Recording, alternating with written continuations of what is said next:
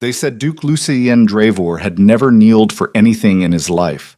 Not for the emperor who commanded him, not for the gods men prayed to, not for the generals who begged mercy with their faces pressed into blood-soaked earth. They said his armies moved like winter itself, silent, absolute, leaving only the architecture of surrender behind. What no one said, what no one dared to whisper even in the darkest corners of the capital, was that the most feared man in the empire had been sitting alone in a palace full of people for 15 years, waiting for someone to see him clearly. Celine Vale had no idea she was about to become that someone. She just needed to survive the next 10 minutes. Up. The morning Seraphine decided to humiliate her in front of the Duke's entire household, Celine had already been awake for 4 hours.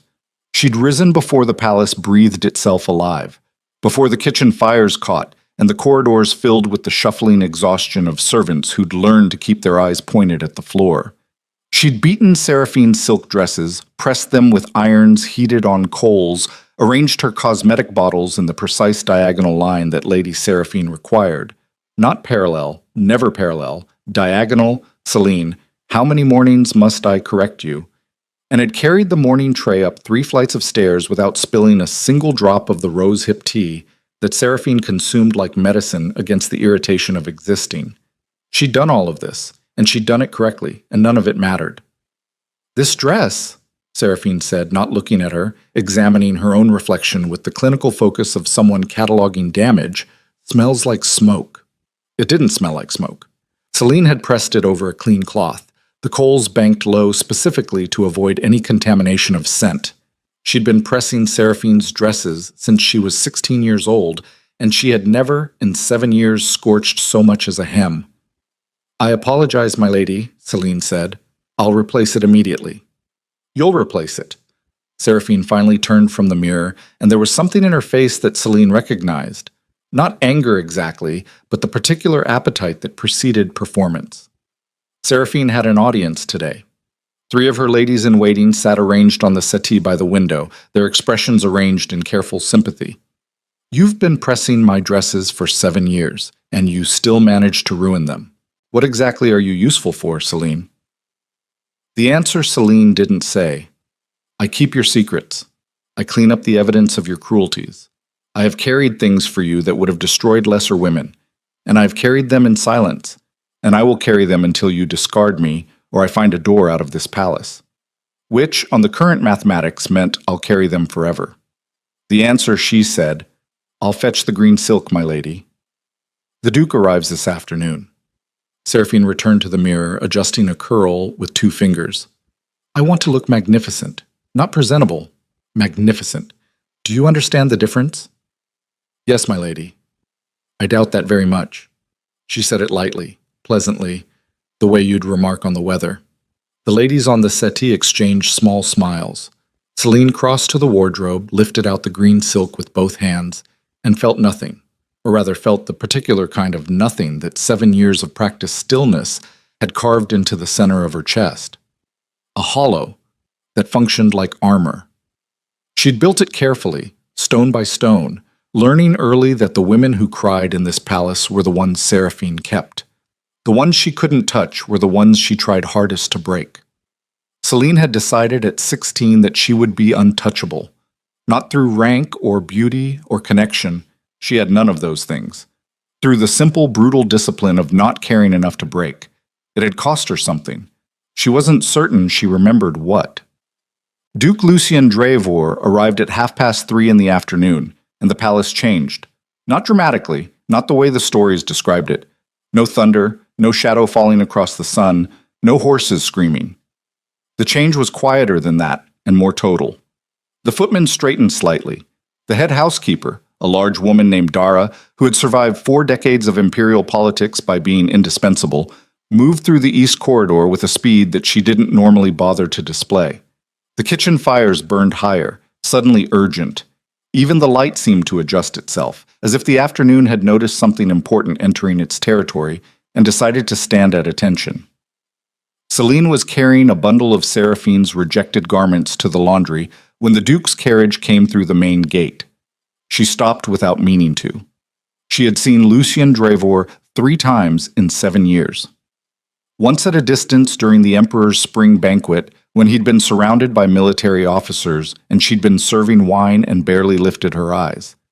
Once through a window when he'd arrived in the middle of a winter storm, his silhouette against the gray sky like something carved rather than born. And once, the time she didn't allow herself to think about, in the corridor outside Seraphine's private rooms, when she'd been carrying a tray and he'd been leaving, and they had passed close enough that she could have reached out and touched the dark fabric of his coat, and he had looked at her the way people look at furniture. Present, but irrelevant. Part of the architecture. She had told herself, after that third time, that he was simply a large and frightening man who happened to hold enormous power, that the stories about him were the natural inflation of military reputation, the way soldiers become myths because myths are easier to manage than human beings, that there was nothing singular about him. She watched his carriage pull into the courtyard and revised that opinion. He stepped down without waiting for the footman to position the step, a single controlled motion that was somehow more efficient than it should have been. Black coat, no decoration beyond the iron clasp at his throat. Dark hair cropped close at the sides, a face that had been built for cold weather and colder decisions. He was larger than she remembered, not just in height, but in the quality of his stillness, the way he occupied space without appearing to be aware that he was doing it. His military aide said something to him, and he responded without looking up from the document he was already reading, moving toward the palace entrance without breaking stride, while simultaneously dealing with at least 3 subordinates converging on him from different directions. He managed all of it with the particular efficiency of someone who had long ago stopped noticing that managing it was difficult. The thing that struck her, standing in the corridor with her arms full of silk, was how tired he looked. Not weak. Nothing about Lucien Drevor suggested weakness, but behind the practiced authority, behind the ease with which he inhabited his own power, there was something worn into the lines around his eyes. The tiredness of a man who had been performing competence for so long, he'd forgotten what it felt like to simply be present in a room without the weight of it. She recognized it. She felt it every morning before she remembered to put her face back on. Then he was inside, and the courtyard was just the courtyard again, and Celine went back to carrying laundry, and she told herself firmly that noticing things about the Duke of Drevor was an excellent way to get herself killed. The dinner that evening was theater. It was always theater when Seraphine entertained, but the Duke's arrival elevated the production to something genuinely impressive. The dining room had been transformed in 4 hours. Fresh flowers from the glass house, candles in silver holders, 3 additional footmen stationed at the walls in crisp new livery. Seraphine herself had spent 2 hours achieving the appearance of effortlessness, draped in the green silk that Celine had pressed for the 3rd time, her dark hair elaborately casual. Celine served the wine. This was not strictly her role. She was Seraphine's personal attendant, not a dining room servant, but Seraphine had a habit of distributing her people across different functions whenever the Duke visited, a demonstration of resources. Look how many capable people I command. Look how smoothly this household operates. Look at me. Celine moved around the table, filling glasses, keeping her eyes at an angle that let her see without being seen, and she listened because listening was the skill she had refined to something close to art. The Eastern Territories are stabilizing, Lucien said. He wasn't eating much. He had the demeanor of a man attending a dinner he hadn't chosen while simultaneously solving a problem none of the other guests were aware existed. The garrison restructuring helped. You must be exhausted, Seraphine said, with the particular warmth she deployed when she needed something. The amount of work you carry is unconscionable. The Emperor asks too much. Something crossed Lucien's face. Fast, controlled, but Celine caught it. The slight hardening around the jaw that she'd come to understand meant he was deciding whether to say the honest thing or the diplomatic thing. The Emperor asks what the Empire requires, he said, which was neither. Still, a man should have rest. Seraphine reached across the table, a gesture calculated for intimacy, and touched the back of his hand briefly. Surely even the Empire's most formidable general is permitted to breathe occasionally. The general finds his rest between campaigns, Lucien said. It's sufficient. He moved his hand, not rudely, not dramatically, simply repositioned it toward his wine glass in a motion so natural it might not have been deliberate. Seraphine's expression didn't change, but something in her posture recalibrated. Celine, pouring wine 3 feet away, noted it all with the peripheral precision she'd spent years developing. The dinner continued. Politicians said things that contained other things. Seraphine was beautiful and strategic and completely hollow at the center, which was something Celine had understood for years but could never articulate without it sounding like jealousy. She watched the Duke navigate the conversation with a patience that looked like courtesy but was probably closer to management, and she thought, he knows exactly what this is. He's been managing it for years too. He just has more power than I do, which makes his management look like confidence. She was wrong about that, she'd come to understand later. But at the time, it seemed accurate. She overheard them 3 nights later. It was not the result of cleverness or espionage. It was the result of insomnia, a habit Celine had developed sometime around year 4 of her service, her body having learned that the hours between midnight and dawn were the only truly safe hours, when Seraphine slept and the palace moved in halftime, and she could exist without the constant vigilance of performance. She'd been in the east corridor on the 2nd floor, heading back from the kitchen with the cup of chamomile she allowed herself on sleepless nights, walking quietly because she walked quietly everywhere. The lamp she carried was low. The voice she heard was also low, coming from behind the door of the small reception room that Seraphine used for private correspondence. She would have continued walking. She had trained herself over years to hear only what was necessary, to let the rest pass through her like wind through a window, because knowledge in this palace was a liability she couldn't afford. She would have walked past the door. Then she heard the name Drivor and the word assassination, and she stopped. She stood in the corridor with her cup cooling in her hands, and she listened, and her body understood what her mind was still catching up to. This was not gossip. This was not the normal poisonous currency of palace politics that she'd learned to filter and discard. This was operational, specific. Seraphine was speaking with someone she could not immediately identify, a man whose voice was careful and low, and they were discussing the wedding ceremony and what would happen during it, and the position of the Duke in the cathedral, and how the confusion of a public event could provide the necessary window. Celine's hand tightened on the cup. The chamomile had gone completely cold. She stood there for 2 minutes, possibly 3, until she'd heard enough to be absolutely certain of what she was hearing and absolutely certain that she could not unhear it. Then she turned and walked back the way she'd come, slowly, not running because running made noise and noise made attention, and attention was the last thing she needed. And she went to her room and sat on her narrow bed in the dark and thought about what she was holding.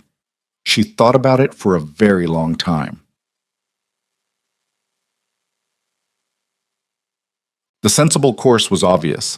She knew it as clearly as she knew anything. Go to Dara, the housekeeper, who had connections to the imperial administration, or find a way to the Duke's military aide, a serious young man named Kale who had the look of someone who actually paid attention, or say nothing at all, which was what every instinct she'd cultivated over 7 years was screaming at her to do. Servants who got involved in the political catastrophes of their betters died with them. That was a constant in the imperial history she'd read in stolen hours in Seraphine's library. The servants were always footnotes. She lay awake until nearly dawn and could not make herself do any of those things. The honest accounting, the one she couldn't entirely articulate even to herself, was this. Lucien Drivor was not a man she was supposed to think about. He was a power structure, a function, a force that moved through the palace like weather. She was supposed to be invisible to him, and she was. And that was correct, and the appropriate thing was to stay invisible.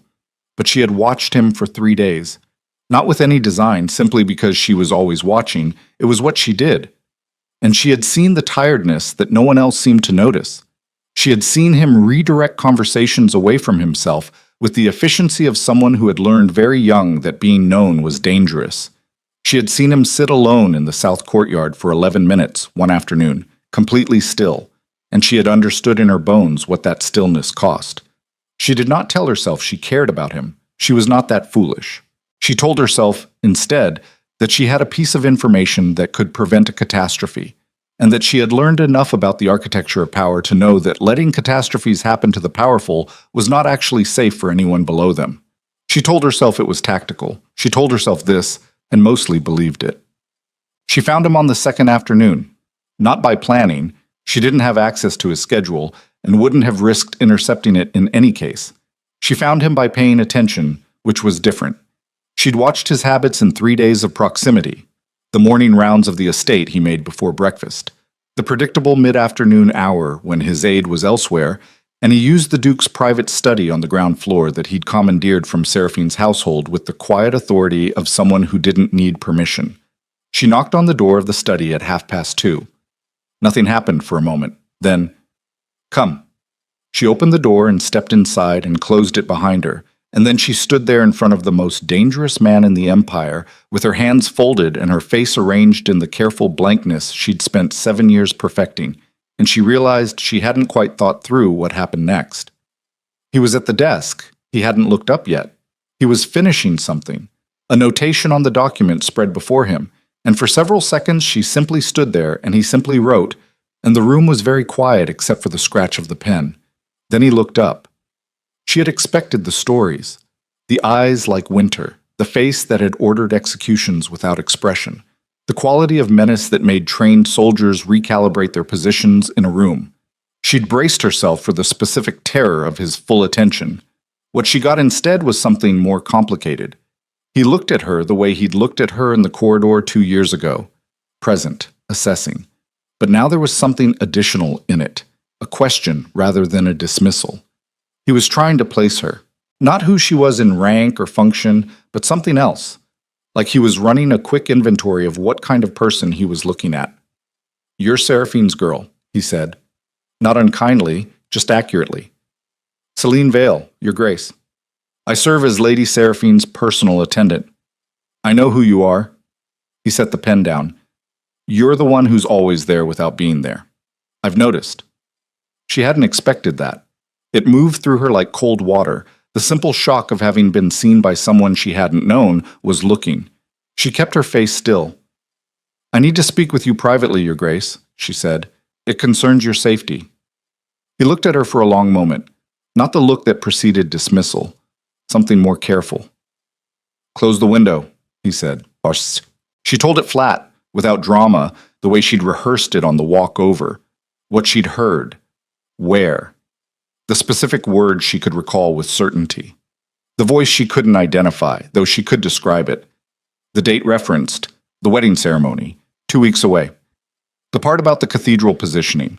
She told it, and then she stopped talking and stood there with her hands folded and waited. His face didn't move. This was the thing about him she'd later understand. The control was so total that reading him required learning an entirely different register. Not the broad expressions of ordinary people, but the micro-adjustments, the thing that happened in the 3 seconds after information reached him while he was processing its implications. She caught it this time, a slight stillness, then a very small tightening around the eyes. Not surprise exactly, more like confirmation. "How long did you listen?" he asked. "Long enough to be certain of what I was hearing, Your Grace. I stopped when I knew." "And you came to me directly, not to the housekeeper. Not to my aide. I wasn't certain who in this household I could trust," she said. "I was certain I could trust you to handle this correctly." Something shifted in his expression at that. She couldn't have named it precisely. "Why?" "Because you have the most to lose if it goes wrong," she said, "and because you're the kind of man who handles things correctly when it matters." Silence. He studied her with the focused attention of someone who was not accustomed to being surprised and was deciding how to categorize this. "You understand," he said slowly, "what position you're putting yourself in." "Yes, Your Grace. If I decide you're lying, or if I decide this is a play from someone else, you're finished. I understand that. If you're telling the truth, then Seraphine knows you were in that corridor, or she'll realize it soon enough. You've put yourself in reach of a very dangerous woman." "I was already in reach of her," Celine said. "I've been in reach of her for 7 years." Another silence. Longer this time. He looked at the window, then back at her, and she had the distinct sense he was making some kind of calculation she wasn't privy to, weighing things she couldn't see on a scale she didn't have access to. "Sit down," he said. She blinked. In 7 years of palace service, she could count on both hands the number of times she'd been invited to sit in a room with a noble. "I'm fine standing, Your Grace. I didn't ask if you were fine," he said. Not harshly. just with the directness of someone who'd said the thing once and saw no reason to say it again. Sit down, Celine Vale. This conversation just got longer. She sat. He asked her questions for 40 minutes. Not the questions she'd expected, not verifications of the details she'd already provided, not the cross-examination of a man looking for inconsistency. He asked her about the household, about Seraphine's relationships with the other nobles, the patterns of visitors, the names of people who came and went without announcement. He asked her about the man whose voice she'd heard, and she described it as precisely as she could. The cadence, the way the vowels sat slightly flat, the particular hesitation before the word elimination that had made her blood go cold, and watched him absorb each piece with the focused patience of someone assembling something complex. He asked her about herself once. How did you end up in service to her? My father had debts, she said. The usual story. And you've stayed. There are worse placements. That's not the same as staying, he said. She held his gaze for a moment longer than was probably wise. No, she said. It isn't. Something flickered. He looked away first, which was not what she'd expected. You're going to need to not be in that household when this unravels, he said, and his voice had shifted register slightly. Less interrogation, more something else. More like he was solving a practical problem that had already been decided. I'll arrange a transfer. Your Grace, and not tonight. It has to look unconnected. A week, maybe less. He looked back at her, and his eyes were very direct and completely unreadable. Stay quiet. Don't let her see you differently. You've been doing this for 7 years. You know how. She did know how. Yes, Your Grace, she said. She stood to leave. She was at the door, her hand on the latch, when he spoke again. Celine. She stopped, turned. You said you were certain you could trust me to handle this correctly. He was watching her from across the room, leaned back slightly in the chair, and there was something in his face she couldn't parse. Not warmth exactly, but its distant structural relative. What made you certain? She thought about lying.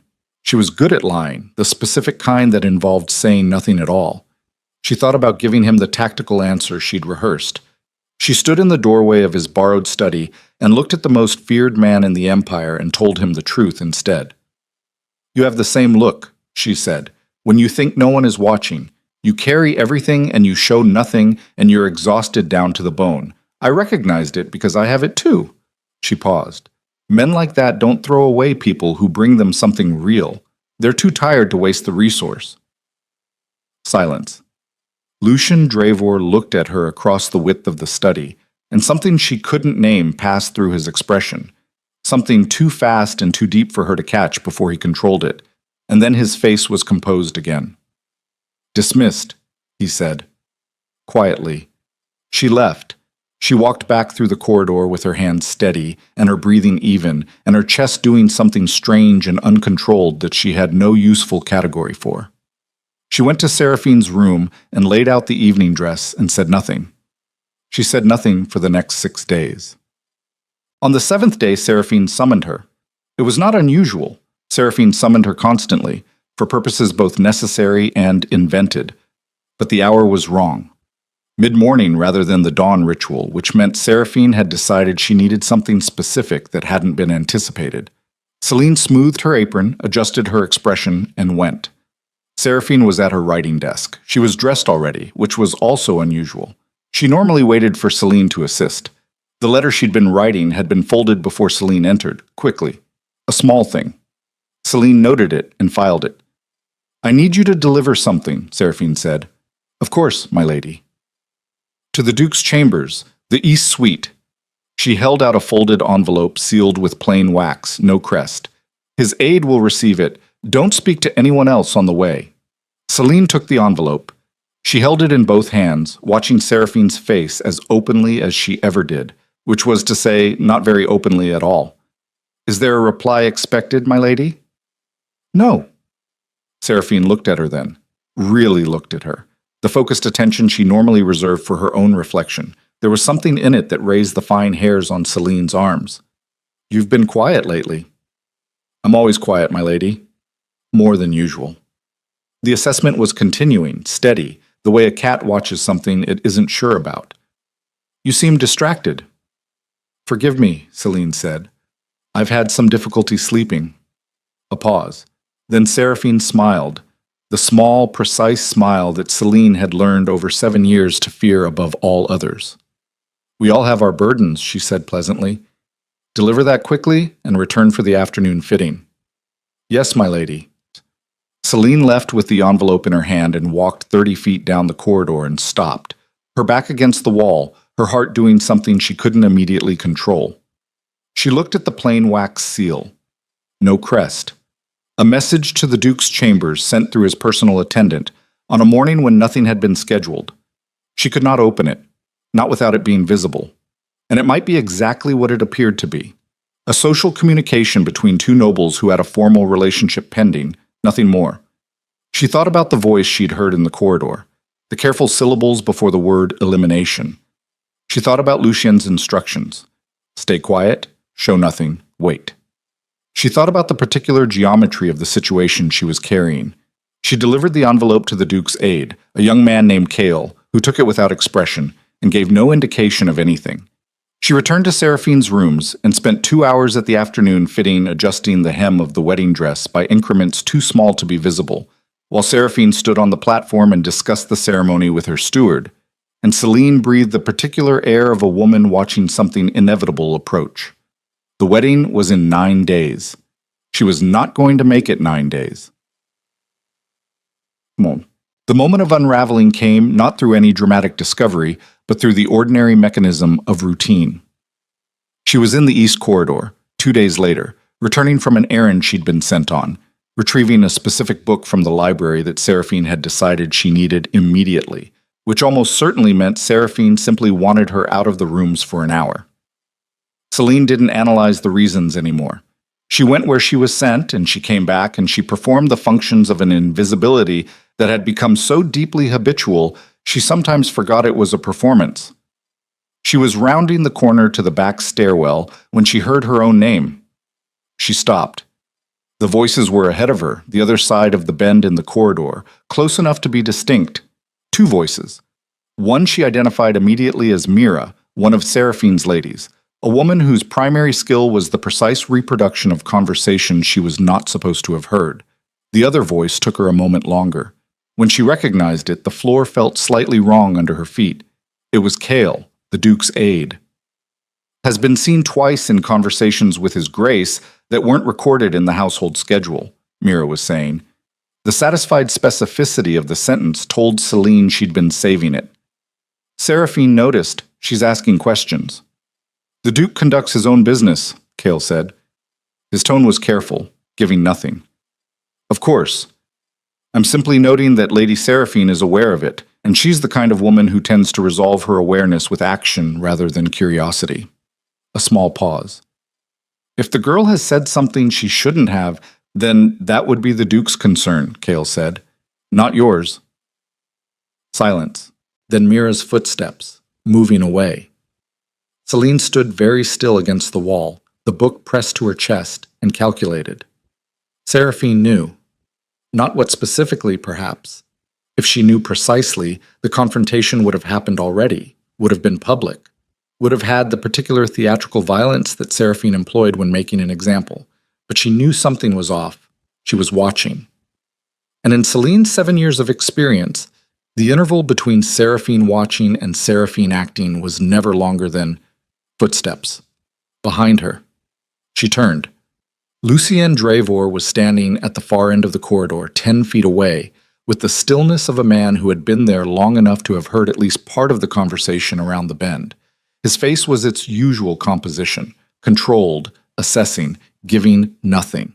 But his eyes were on her, and the quality of his attention was different from anything she'd felt from him before. Not the inventory of a superior assessing a servant. Something more direct than that. More immediate. He crossed the 10 feet between them in a few strides, stopped close enough that she had to tilt her head slightly to hold his gaze, and said nothing for a moment. Around them the corridor was empty. From somewhere below came the distant sounds of the kitchen. "She's moving faster than I expected," he said quietly. I think she's been watching me for longer than we realized, Celine said. Her voice came out steadier than she felt. Your Grace. There's no time for a clean transfer, he said. He wasn't asking for her assessment. He was stating the parameters. That's off the table. She felt something drop in her chest. Then, what are the current options? He looked at her for a long moment. She watched the calculation move behind his eyes, quick and thorough, and she had the distinct sense of someone who was weighing a decision that had multiple implications he wasn't sharing. You move to my household, he said. Tonight. Effective immediately, as my administrative aide for the duration of the pre-wedding period. That's a legitimate function. It creates a clean paper reason for the reassignment, and it removes you from Seraphine's direct reach before she can... She'll know it's connected, Celine said. She'll suspect. She won't be certain. And uncertain is the only currency you have right now. His gaze was very steady. You'll be visible in my household instead of hers, which has its own risks, but they're manageable risks. The ones you're currently carrying are not. Celine stood in the corridor with the book pressed to her chest and thought very carefully about what she was being offered. The surface of it was protection, a functional transfer, a logical solution to an immediate problem. Underneath that surface was something significantly more complicated. Moving into his household meant proximity. It meant being seen as connected to him.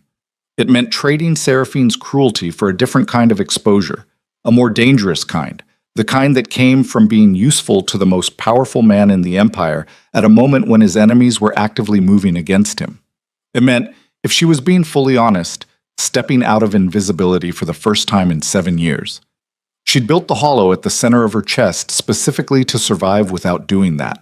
She looked at him, at the tiredness behind the composed authority, at the contained intensity of his focus, at the quality he had of making every problem feel like something that could be solved if approached with sufficient precision, and thought, this is the moment where the road branches. When you say tonight, she said carefully, what time exactly? Something happened in his face, fast and small and controlled, almost a smile, if a smile were an entirely different thing. 7 o'clock, he said. Have your belongings ready. She nodded, turned to go. Celine. She stopped. The second time he'd stopped her at a door with her name, and the second time it moved through her like something she didn't have a word for. When this is over, he said, and his voice was quiet and direct and completely without the performance of authority she was used to from men of his rank. And it will be over. You're going to have options you don't currently have. I want you to understand that. She didn't turn around. She stood with her back to him in the corridor and let that sentence move through the hollow she'd spent 7 years building, and felt it find purchase in something she thought she'd successfully excavated. Understood, Your Grace, she said. She walked away, and the book in her hands felt lighter than it had, and she made herself think about logistics. What to pack? Who would notice? How to move without drawing attention? And not about the way the corridor felt different when he wasn't in it. She spent the rest of the afternoon being extremely professional about her feelings. She was packed and ready by 6:30, which was a more accurate reflection of her state of mind than she would have liked. The room that had been her home for 7 years fit into one bag with a room to spare. This was the fact about her life that she turned over in her mind occasionally when she allowed herself the particular discomfort of honest inventory. She'd been here for 7 years and she owned almost nothing.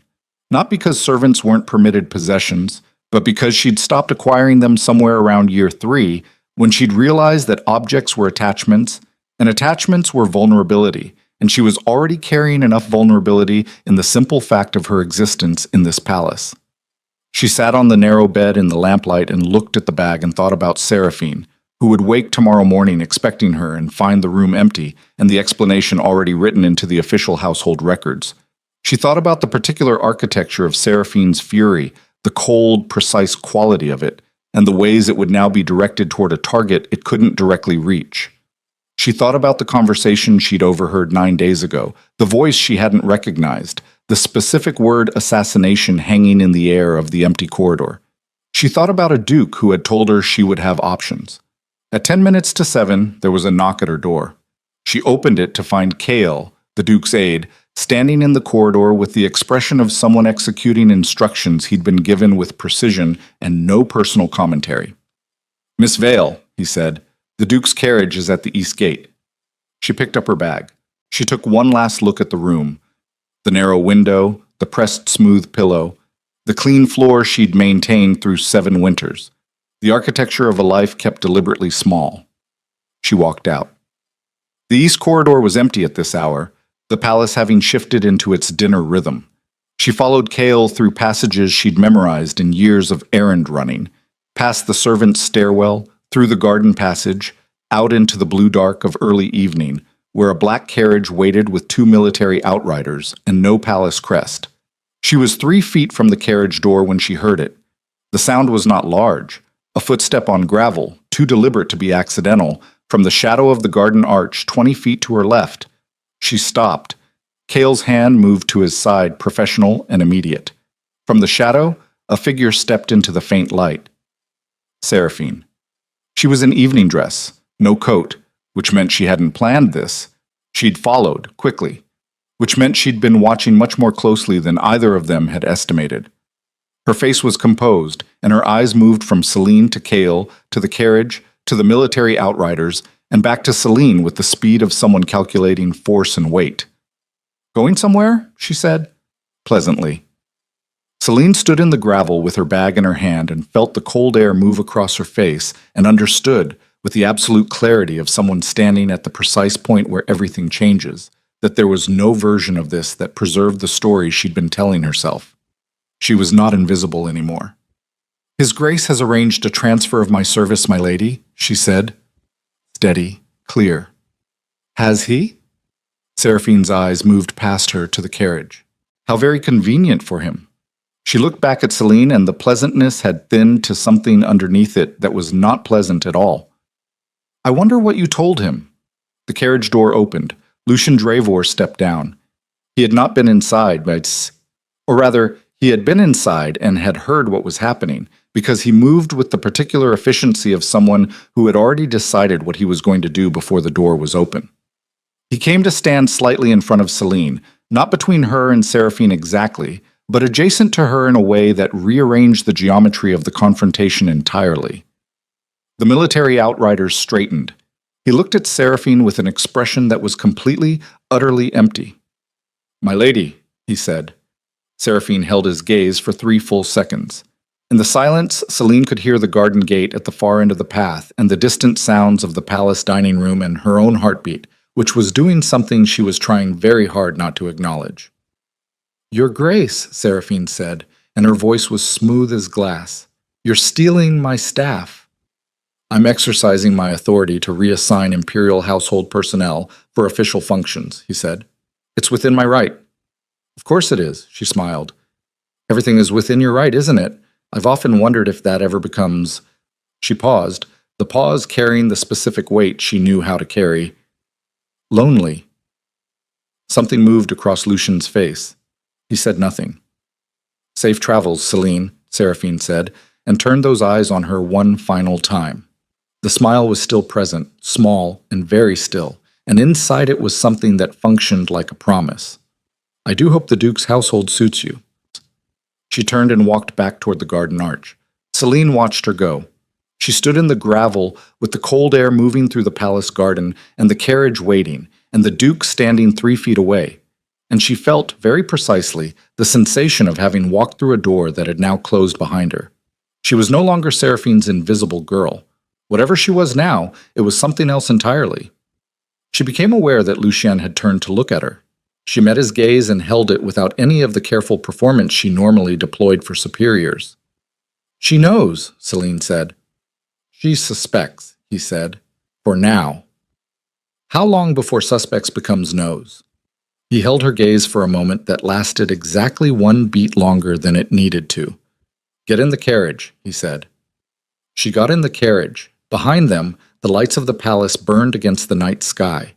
And in one of those lit windows, she didn't look back, but she knew, a woman in evening dress was watching them go and making calculations that no one in that carriage had yet accounted for. The carriage moved. The palace fell behind them. Celine sat in the dark interior across from the Duke of Drevor, who was reading a document by lamplight, as if she weren't there and the world weren't currently shifting on its axis. And she thought about the voice she'd heard in the corridor 9 days ago. The careful pause before assassination, the flat vowels she still couldn't place, and understood, with the specific clarity of someone who has just made an irreversible decision, that she hadn't heard that voice once. She'd heard it twice. The second time had been 20 minutes ago, standing in the garden arch. The figure who'd been beside Seraphine before stepping back into shadow as she approached. The figure she hadn't seen clearly enough to identify. Celine looked at the passing darkness outside the carriage window and turned this new piece of information over in her mind like a stone, examining its edges, and came to the conclusion that she had not, in fact, overheard a conspiracy between Seraphine and an unknown collaborator. She had overheard a conspiracy between 3 people, and the third was still in the palace. She opened her mouth to say something. The carriage hit a rut in the road. The lamp swung. For 1 second, the dancing light illuminated Lucien's face from below, and she saw him. Not the composure, not the authority, not the performance, but the actual man underneath it, looking at the document with the expression of someone who already knew what it said and was reading it anyway because knowing and accepting were not the same thing. He looked up. Their eyes met in the unsteady light. "What?" he said. She had 1 second to decide whether to say it. "There were 3 of them," she said, "not 2. The carriage moved through the dark, and the lamp swung, and Lucienne Drevor looked at her with something that was no longer composed at all, and outside the window the capital's lights began to thicken, and somewhere behind them a woman in evening dress was picking up a pen. The carriage did not stop. Lucienne looked at her across the narrow interior, and the lamp swung between them, and the word 3 sat in the air like something physical, like he could reach out and weigh it, test its edges, decide what it cost him. "Explain," he said. Not a question, not a request. The specific compression of a man who had spent 20 years extracting accurate information from people under pressure and knew exactly which word got it fastest. Celine kept her hands still in her lap. She'd had 30 seconds to organize what she knew and arrange it into the sequence that would be most useful, and she used them because the one thing she'd learned from years of navigating Seraphine's household was that information delivered badly was worse than information delivered late. "The night I overheard the conversation," she said, "I heard 2 voices. Seraphine and a man I didn't recognize. I told you that." She held his gaze. "Tonight, in the garden, there was someone standing behind Seraphine in the arch before she stepped forward. I didn't see the face clearly enough. But the voice, the way he handled a silence before stepping back, it matched. The rhythm of it." "You're certain?" "I'm certain enough to tell you. I won't claim more than that." The carriage moved through the capital's outer districts. Through the window, lamplight from the buildings threw brief orange panels across the interior, and in each flash she could see him thinking, not visibly, not with any expression she could have described to someone else, but in the quality of his stillness. The way a body thinks when the mind is moving fast. "Description," he said. "Medium height. He stayed in shadow, dark coat, I think, but I can't confirm the color. The voice, controlled.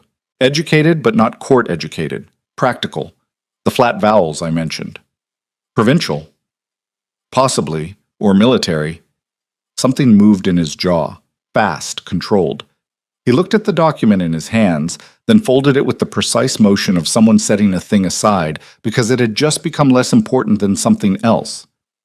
"You should have told me this in the garden," he said. "You told me to get in the carriage." He looked at her.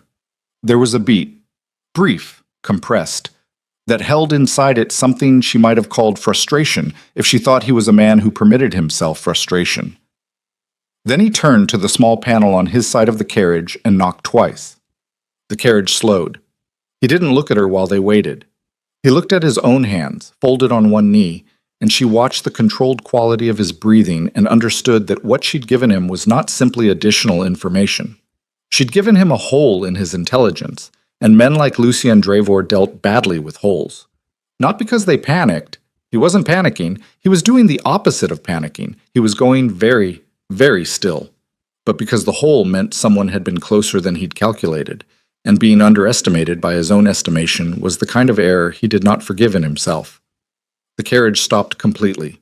Kale appeared at the window. "Go back to the palace," Lucian said. "Find out who Seraphine spoke with privately in the last hour. Don't make it visible." Kale's expression didn't change. "Yes, Your Grace." He was gone.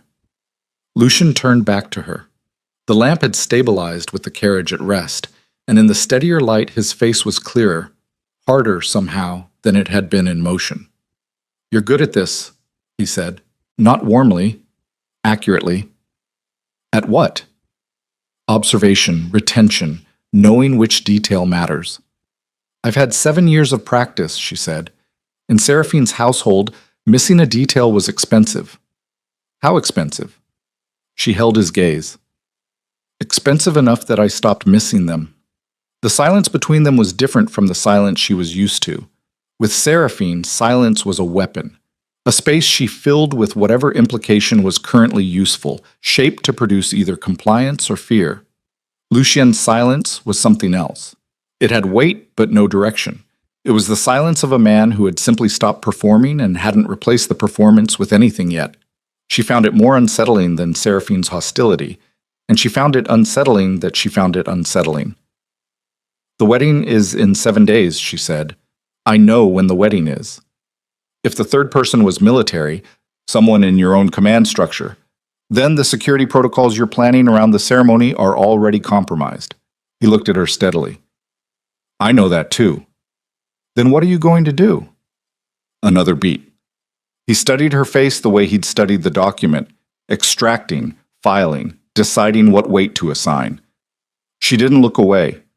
She'd stopped looking away from difficult men somewhere around year 3 of her service, when she'd realized that looking away was an invitation. "I'm going to do what I always do," he said finally. "Find the fracture, apply pressure, watch it open." "And the wedding?" "The wedding," he said, "is going to become a different kind of event." What?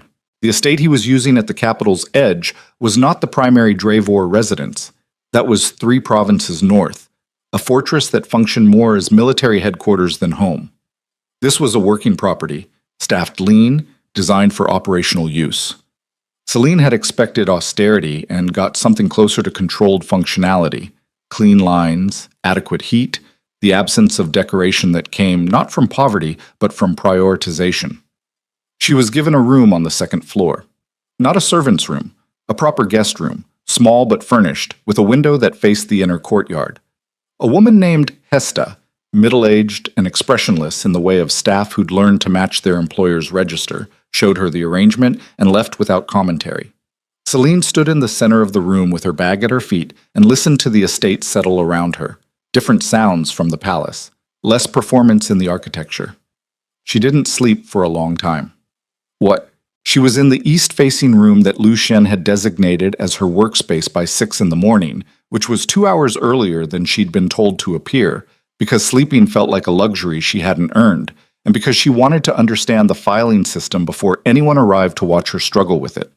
The system turned out to be Lucien's own, organized not by date or alphabetical convention, but by some logic of adjacency and implication that she had to decode rather than read, patterns in grouping that reflected how he thought rather than how clerks were trained to categorize. It took her an hour to understand the architecture of it. Once she understood it, she found it more efficient than any conventional system she'd encountered. She was in the middle of cross-referencing 2 sets of provincial revenue reports when he walked in. He stopped just inside the door. She'd heard him in the corridor, not his footsteps exactly, but the way the air changed ahead of him, some displacement she'd learned to read without being able to explain, and had kept working because stopping what she was doing every time he entered a room was exactly the kind of adjustment she refused to make. "You're early," he said. "The system needed orientation time." He crossed to the secondary desk and dropped a leather case on it with the particular efficiency of a man who didn't own a version of arriving gradually. "You figured out the categorization." "Adjacency logic. It took about an hour. Once I understood it, the groupings made sense." She looked up. "You organized this yourself?" "My previous aide organized it the conventional way. I reorganized it." "How long did it take him to relearn it?" Something crossed his face. He didn't, he said. He went back to the conventional system and hoped I wouldn't check the cross-references. Did you? Always. He opened the leather case, pulled out a stack of dispatches. The Eastern Garrison reports for the last quarter are misfiled under the secondary provincial tab. They should be adjacent to the supply line correspondence, she said. I already moved them. He looked at her. She held the look. The silence lasted 3 seconds, which was 2 seconds longer than silence normally lasted between them. Then he looked back at his dispatches. Seraphine's household reported this morning, he said. Her steward submitted a formal complaint about the reassignment. Expected. The complaint references misconduct. His tone didn't change. Unspecified. She absorbed this. Misconduct was the word Seraphine reached for when she needed a justification that couldn't be easily challenged. It was broad enough to cover anything and specific enough to imply something damaging. What will you do with it? File it, he said. Under irrelevant. She looked at him. He was reading a dispatch with the same contained focus he brought to everything, and he said that last word with such absolute neutrality that it took her a moment to recognize it as a decision rather than a dismissal. He had already decided the complaint didn't exist as a functional object, not because he was protecting her specifically, but because he'd assessed it and found it below the threshold of things that warranted his attention. And in the hierarchy of his concerns, Seraphine's formal complaint about a servant transfer sat somewhere below quarterly grain reports. She found this more reassuring than she probably should have. Cale came back at 4 this morning, Lucian said, still reading. The man in the garden was identified. Her hand stilled on the papers. Who? General Haran Vey. He turned a page. Commands the 2nd Division. Reports directly to the Imperial War Council. He paused. And has been drawing supplemental funds from a treasury account that officially closed 3 years ago. The shape of it clicked into place. She saw it the way she saw the filing logic, by the adjacency of the pieces, by where the gaps were and what they implied. He's not just a collaborator, she said. He's the insurance. Seraphine and the Emperor need someone to control what happens to your armies after. Vey controls the 2nd Division. If the first Duke of the Empire dies without a clear succession chain, the 2nd Division moves on the capital within 48 hours. He set the dispatch down. Standard Imperial protocol, designed to prevent power vacuums. Except if Vey's already been bought, the 2nd Division doesn't stabilize the vacuum. It creates the succession they want. Yes. She sat with this for a moment. Outside the window, the courtyard was gray with early light, and somewhere in the estate's kitchen a fire was being built for breakfast, and the ordinary sounds of a functioning household moved around the edges of the conversation like it was something normal. They're not trying to assassinate you, she said slowly. They're trying to replace you with a system they already control. You're the obstacle between the Emperor and complete dominance of the military. Lucian looked at her. Not the assessing look, not the categorizing inventory of a superior evaluating a resource. Something more direct than that, and less comfortable. You got there faster than Cale did, he said. Cale isn't used to watching people from below, she said. I've been watching powerful men construct systems of control for 7 years. You learn the patterns. He held her gaze for a moment that lasted long enough to register. Then he stood, picked up the leather case, and moved toward the door. Get the provincial reports in order, he said. I need the grain shortfall numbers for the eastern 3 territories by midday. I'll have them by 10, she said. He stopped at the door. His back was to her, and she watched the set of his shoulders, the controlled tension in them, the particular quality of a man carrying a weight he'd stopped noticing because he'd been carrying it for so long. The wedding, he said without turning. I haven't decided yet whether I'm going to it. She considered this. If you don't go, they lose the window they've planned for. They'll build another one. Yes. If you do go, you walk into a prepared position. Yes. So the question, she said carefully, is whether you'd rather respond to their timeline or force them to respond to yours. A pause. He turned then, just enough to look at her over his shoulder, and his expression was something she'd seen occasionally in the weeks she'd been watching him. The look of a man who'd grown so accustomed to thinking alone that encountering another person thinking in parallel registers as something unexpected. Get the grain numbers, he said, and left. The days that followed had a quality she'd never experienced before. Not ease. Nothing in the Duke of Dravor's operational sphere was easy, and the pace at which he worked was the pace of a man who viewed rest as a tactical resource to be deployed rather than a state to be inhabited. But something adjacent to clarity. She was useful in ways that were visible, which was different from being useful in ways designed to be invisible. The filing, the cross-references, the secondary read on dispatches that she provided when asked and occasionally when not asked, all of it created a functional loop: information in, information processed, information acted on. She didn't allow herself to think too much about what it felt like to be doing work that mattered.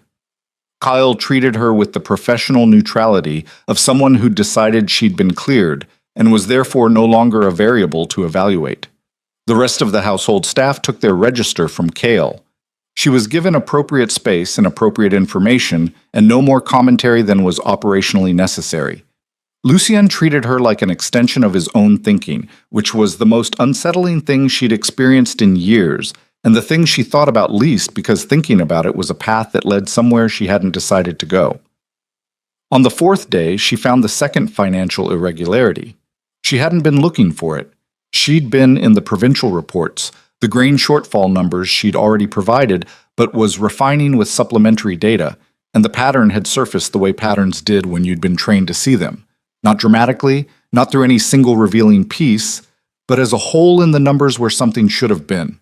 A territorial tax collection for the Eildrin province, showing consistent shortfall for 3 years.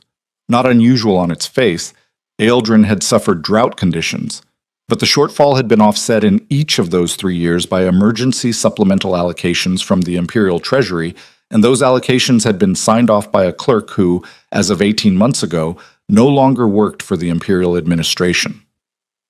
The clerk's last known position, financial attaché to General Heron Vey. She brought it to Lucien at 7 in the evening when he was working through correspondence at the main desk. She put the papers in front of him without preamble and stood back. He read them. He read them twice, which she'd learned meant he was constructing rather than simply absorbing. "This is the funding mechanism," he said. Not a question. Eildrin's allocated shortfall relief, diverted. 3 years of it. She pointed to the relevant column.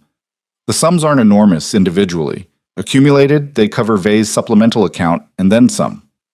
They've been building this for 3 years. He set the papers down. His voice was even, his jaw was not. Before the marriage was even proposed.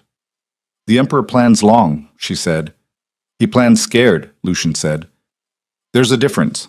Long planning is about building something. Scared planning is about eliminating someone." He looked at the papers. "He's been moving pieces to eliminate me for 3 years, and the wedding is the execution mechanism, not the construction." She absorbed this. Then, "If you have proof of the diverted funds, documented, provable, you have leverage before the ceremony. You don't have to wait for the execution mechanism." "I have proof of financial irregularity that points toward Vey," he said. "That's not the same as documented conspiracy." "Then what do you need?" "Vey in a room, under enough pressure to confirm the chain." He looked at her. "Or Seraphine." Silence. "Seraphine won't break," Celine said. "I've watched her for 7 years. She doesn't break. She pivots." "Everyone breaks," he said. "The method is the variable." "She'll deny the conversation I overheard. Her word against mine." "Not if there's corroborating documentation." She thought about this. She thought about the letter Seraphine had sent her to deliver, said, plain wax, no crest, addressed to Kale for the Duke's chambers. She thought about the timing of it, the hour, the specific instruction not to speak to anyone on the way. She thought about whether that letter had reached Lucien and what was in it, and whether he'd already drawn the same line she was drawing. "The letter," she said, "the one she sent through me, 4 days before the transfer. Did you read it?" He held her gaze. Something in his face shifted, not surprised, the controlled acknowledgement of someone confirming a calculation. "It wasn't a communication from Seraphine, Pitzel," he said. "It was a communication to her contact inside this household, using my channels to move information past my notice." Her stomach dropped. "She used me as the courier." "Yes." To communicate with who? He was quiet for one beat too long. Lucien. She used his name without the title, without the grace, and the word landed in the space between them, and neither of them pretended it hadn't. To communicate with who? He looked at her with the directness he reserved for things that required clarity. The letter contained a request for confirmation of your identity, he said. She was verifying that you were the servant she suspected of overhearing her. The contact's reply came back 2 days later. I intercepted it. She stood very still. The room was completely quiet. She's known since before you moved me, she said. The whole time. Yes. The garden wasn't an ambush. It was a confirmation. Yes. She turned away from him. Not dramatically. She simply needed to face a direction that wasn't his face for a moment, and she faced the window and looked at the dark courtyard and felt the specific quality of understanding that arrived when you realized the geometry of your situation was different from what you'd mapped. Seraphine had known. She'd watched Celine pack her bag and deliver her to this estate with the particular satisfaction of someone who'd maneuvered a piece into exactly the position they needed it. And the contact inside Lucien's household, she turned back. Who intercepted the reply? Cale. And who was the reply addressed to inside this household? He held her gaze. She watched him weigh the decision to tell her against the decision to manage what she knew, and she watched him land on the side of telling her, which meant he'd already decided she was functional at this level, which meant everything in the last 4 days had been operating under a logic she'd only partly perceived. It was addressed to a name I didn't recognize, he said, a contact name, but the content gave me enough to identify the role. He paused. Someone in this household has been reporting to Seraphine since before you arrived. The air in the room felt different, not colder, just more present, more actual. Does Cale know? She said. Cale is the one person I'm certain about. And me? You brought me the third name in the carriage, he said, before you knew what it would cost you. She held it, and let it mean what it meant, and did not allow it to mean more. I need to know who it is, she said. In this household, the contact. I have a strong suspicion, he said. I need confirmation. How? He looked at her for a long moment. Outside, wind moved through the courtyard, and the lamp on the desk threw long shadows up the wall, and the room felt very small, suddenly. Not uncomfortably small, but with the compressed intimacy of a space where two people have stopped maintaining the distance required by their respective roles. I need you to be seen, he said, specifically and deliberately. I need the contact to report something to Seraphine that we control. You want to use me as bait. I want to use you as information, he said. There's a difference. She almost smiled at that. She didn't. What do you need me to do? She said. He told her. It was clean and specific, and the risk in it was real, and she listened to all of it and understood that the moment she'd been moving toward since she stood in the corridor with cold chamomile in her hands 9 days ago had arrived. All right, she said. He held her gaze. Something moved in his expression, too deep and too fast to name. Then he looked back at his papers with the controlled focus of a man returning himself to function. She went back to the provincial reports. The numbers were clean. The gap she'd found was documented and transferable, a piece of evidence that could end a military career if handled correctly. She worked in silence for an hour and thought about what it meant to be used deliberately, to have her visibility turned into a weapon, to step into the lit space of someone's operational plan with her eyes open. She thought about 7 years of practiced invisibility and the extraordinary smallness of the life it had produced.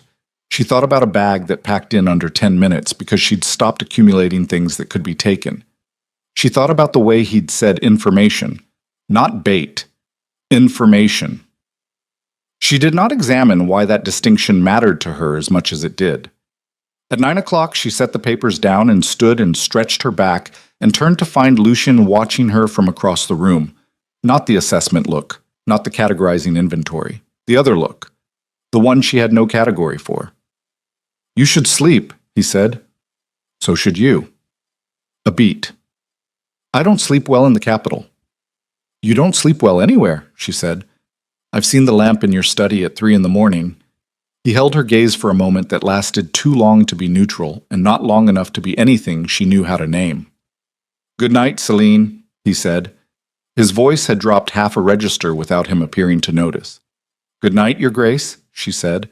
She walked to the door. She was in the doorway when she heard it. Not her name this time, something quieter than her name. A sound that wasn't quite a word, like he'd started to say something and caught it before it reached language. She didn't turn around.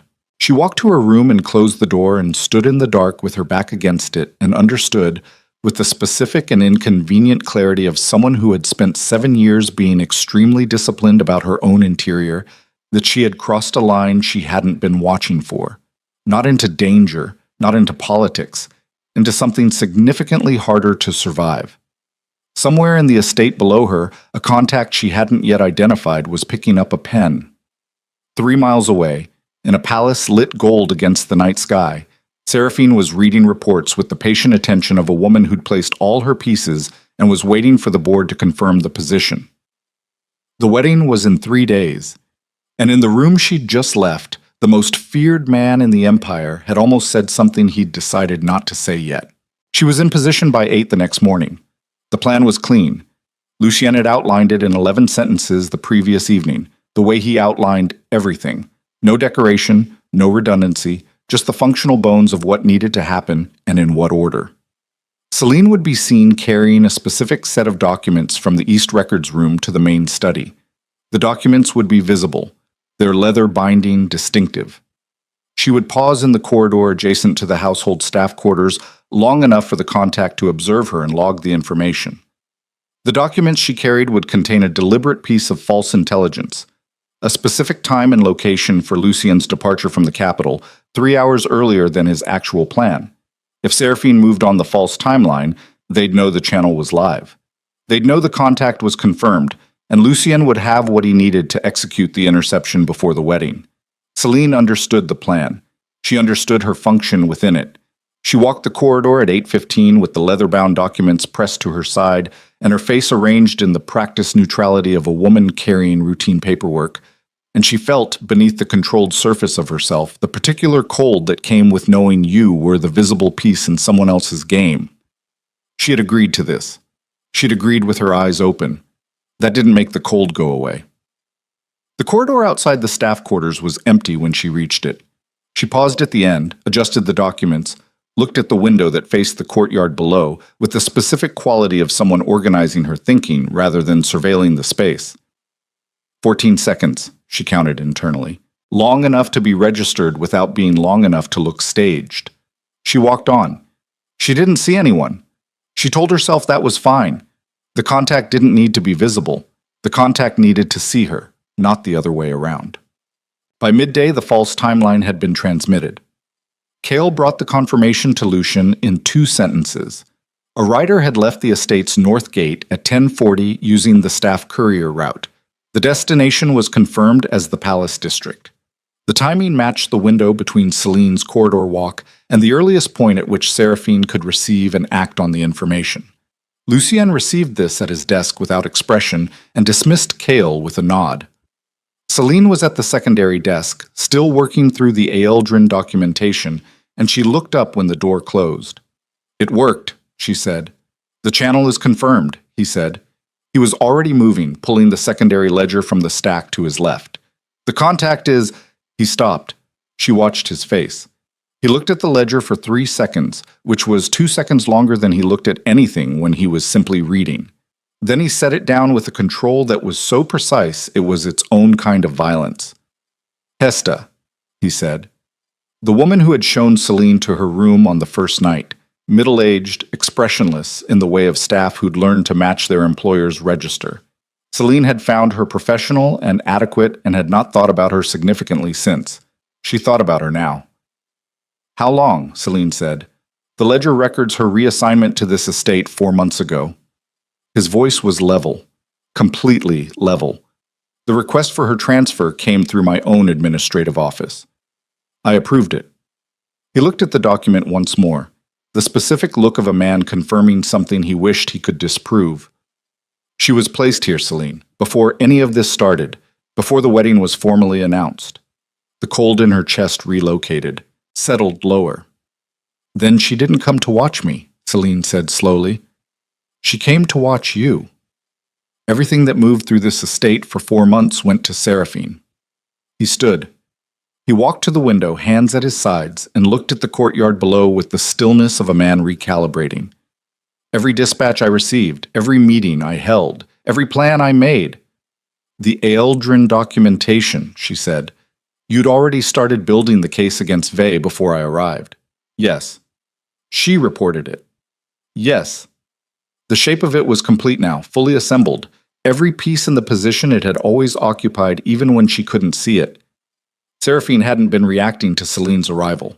She'd been watching Lucian dismantle her conspiracy from inside his own household, using a woman she'd placed there specifically for this function, and she'd let it continue because watching someone dismantle a trap was useful information about how much they knew. The false timeline, Celine said. If Hesta reported the full plan to Seraphine, she reported that we were testing the channel, he said. Yes. Then Seraphine knows we know. Yes. Which means the wedding timeline changes. She stood. They won't wait for the ceremony. If they know you're building a case and you know their position to move, they move first, he said. Tonight or tomorrow, before I can get the Eldrin documentation in front of the War Council. The room was very quiet. Celine stood in the center of it and felt the plan she'd understood collapse inward like a structure whose foundation had been removed, and she felt the cold in her chest become something more functional. Not fear exactly, but the physiological sharpening that arrived when the variables in a situation reduced to a very small number and all of them were bad. Where is Hesta now? She said. I had Kyle detain her quietly 20 minutes ago, he said. She doesn't know what we know yet. She will soon. She'll have already set a reporting schedule. When she misses it, Seraphine will know we've identified her, he said. Yes, we have approximately 3 hours before that becomes operational. 3 hours. Celine ran the math. Documentation to the War Council required a formal submission process, a minimum of 6 hours at emergency priority. Lucien's military command over his own division was unimpeachable, but Vey's control of the second created a counterforce that could be deployed on the Emperor's authority. The Emperor, who had been planning this for 3 years and had positioned every piece to ensure that when it moved faster than any response Lucian could organize. You need to leave the capital, she said. He looked at her. Not permanently, she said quickly. Tactically. If you're not here when they move, they don't have the execution target. You take the documentation with you. You reach the War Council through the northern garrison, bypassing the capital channels entirely. It adds 2 days, but it removes the window. If I leave the capital tonight, he said carefully, the Emperor interprets it as flight. The narrative becomes that I ran. I lose the political ground and the legal standing simultaneously. You lose them anyway if Vey's 2nd Division is deployed against you on Imperial authority. I lose them faster if I run. She looked at him across the room and felt the specific frustration of 2 people who were both correct and both wrong, arriving at the same point from different directions. He wasn't wrong about the optics of departure. She wasn't wrong about the tactical exposure of staying. The problem was that neither calculation resolved the central equation, which was that Seraphine had 3 years and a general and the Emperor's authority and a household informant who'd been running circles inside his defenses since before any of this began. Then what? She said. Flat. Real. Not asking for reassurance. Asking for the actual answer. He was quiet for a moment. The courtyard light shifted outside the window, afternoon moving toward its early close, and she watched him think with the focus of a man who had reached the point in a situation where the available options had narrowed to the genuinely difficult ones and was making himself look at all of them. I need the original letter, he said. The one Seraphine sent through you before the transfer. I intercepted the reply. But the original letter, in her handwriting, with the contact name, that's direct evidence.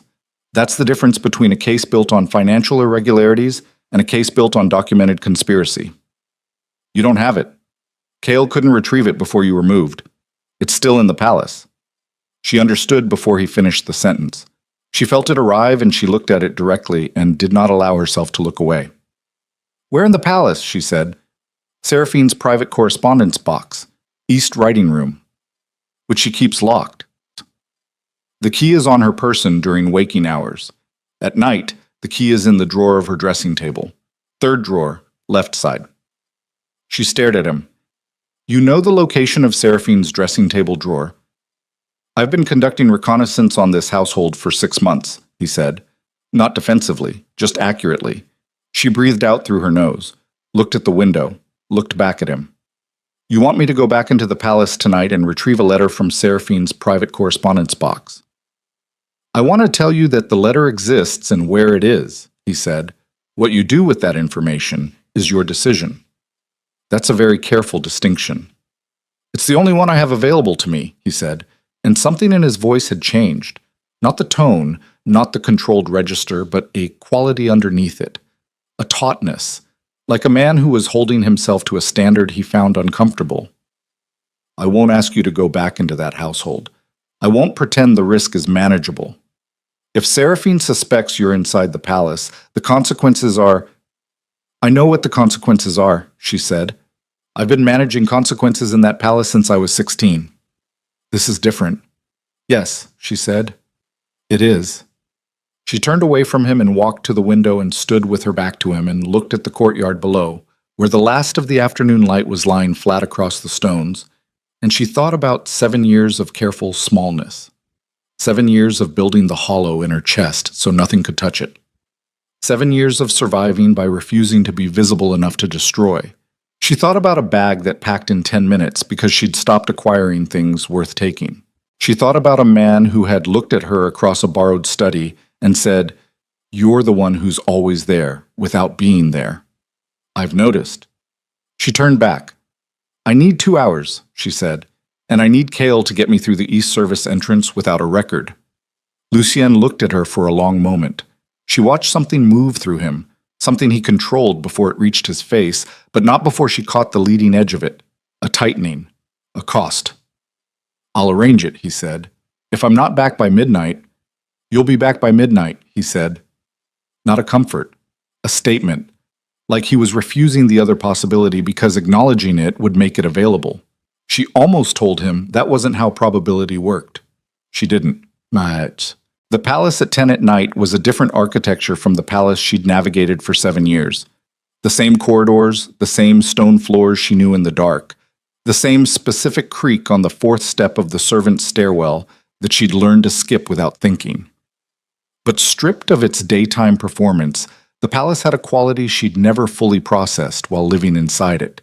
The stillness of a place that had been built to impress rather than to shelter. The grandeur that felt slightly hollow after dark. The enormous rooms that generated cold rather than warmth. She'd lived here for 7 years and she'd never noticed how deeply uncomfortable it was. She moved through the east wing without a lamp. She didn't need one.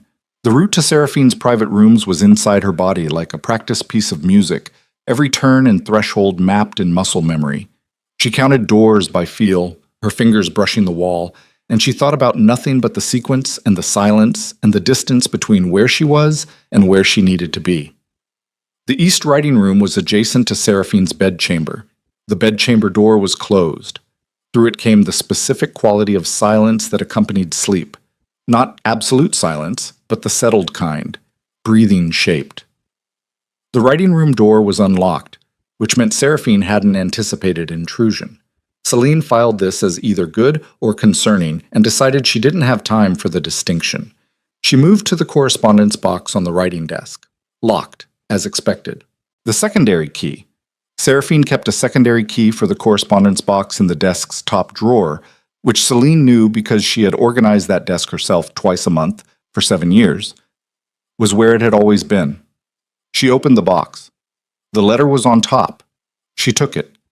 She held it for 1 second, feeling the weight of it, the particular lightness of a piece of paper that contained the evidence of a 3-year conspiracy to commit murder. Then she folded it carefully, tucked it inside her jacket, and closed the correspondence box. She turned. The lamp on the side table had not been lit when she entered. It was lit now. Seraphine sat in the chair beside it. She was in her evening robe, her dark hair loose, and she looked at Celine with the expression she'd had in the garden. The small, still smile that wasn't warm and wasn't hostile, but was something more precise than either. The expression of a woman who had arranged things correctly and was watching them arrive at their arranged position. "I thought it might be tonight," Seraphine said pleasantly. "I wasn't certain, but I thought." Celine stood in the center of the room and did not move. She ran the available options in the same flat second she'd spent running political calculations for weeks, and the available options were run, which required getting past Seraphine and through the outer door before she could call the guards; negotiate, which required currency she didn't currently have; or stand and think faster than the situation. She stood. "The letter," Seraphine said, the same pleasant tone. "You found it." "I found it," Celine agreed. "I left it there for you to find," Seraphine said. "That particular letter. The others are elsewhere." She tilted her head slightly. "The Duke sent you. He thinks that letter is the evidence he needs. Isn't it?" "It's a letter in my handwriting confirming a financial arrangement with a household contact," Seraphine said. "Nothing in it references the Duke by name. Nothing in it references the wedding. It's suggestive, certainly, but suggestive is not what the War Council requires." She smiled. "I've been in this palace for a long time, Celine. I know what evidence looks like." The cold in Celine's chest had become something different now, something that wasn't cold at all but its direct opposite, a heat at the center of her thinking, clarifying and sharp. "What do you want?" she said. "I want you to deliver the letter," Seraphine said. "I want you to take it back to Lucien exactly as planned. I want him to believe he has what he needs." She paused. "I want him to use it, to present it to the War Council, to build his case on it, to commit to the timeline it implies. And then I want him to discover, in front of the full council, that the document proves nothing. You want to destroy his credibility before the wedding." "I want to destroy his ability to act before the wedding," Seraphine said.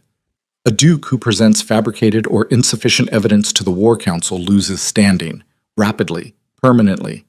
By the time the ceremony happens, he'll have no political ground from which to object."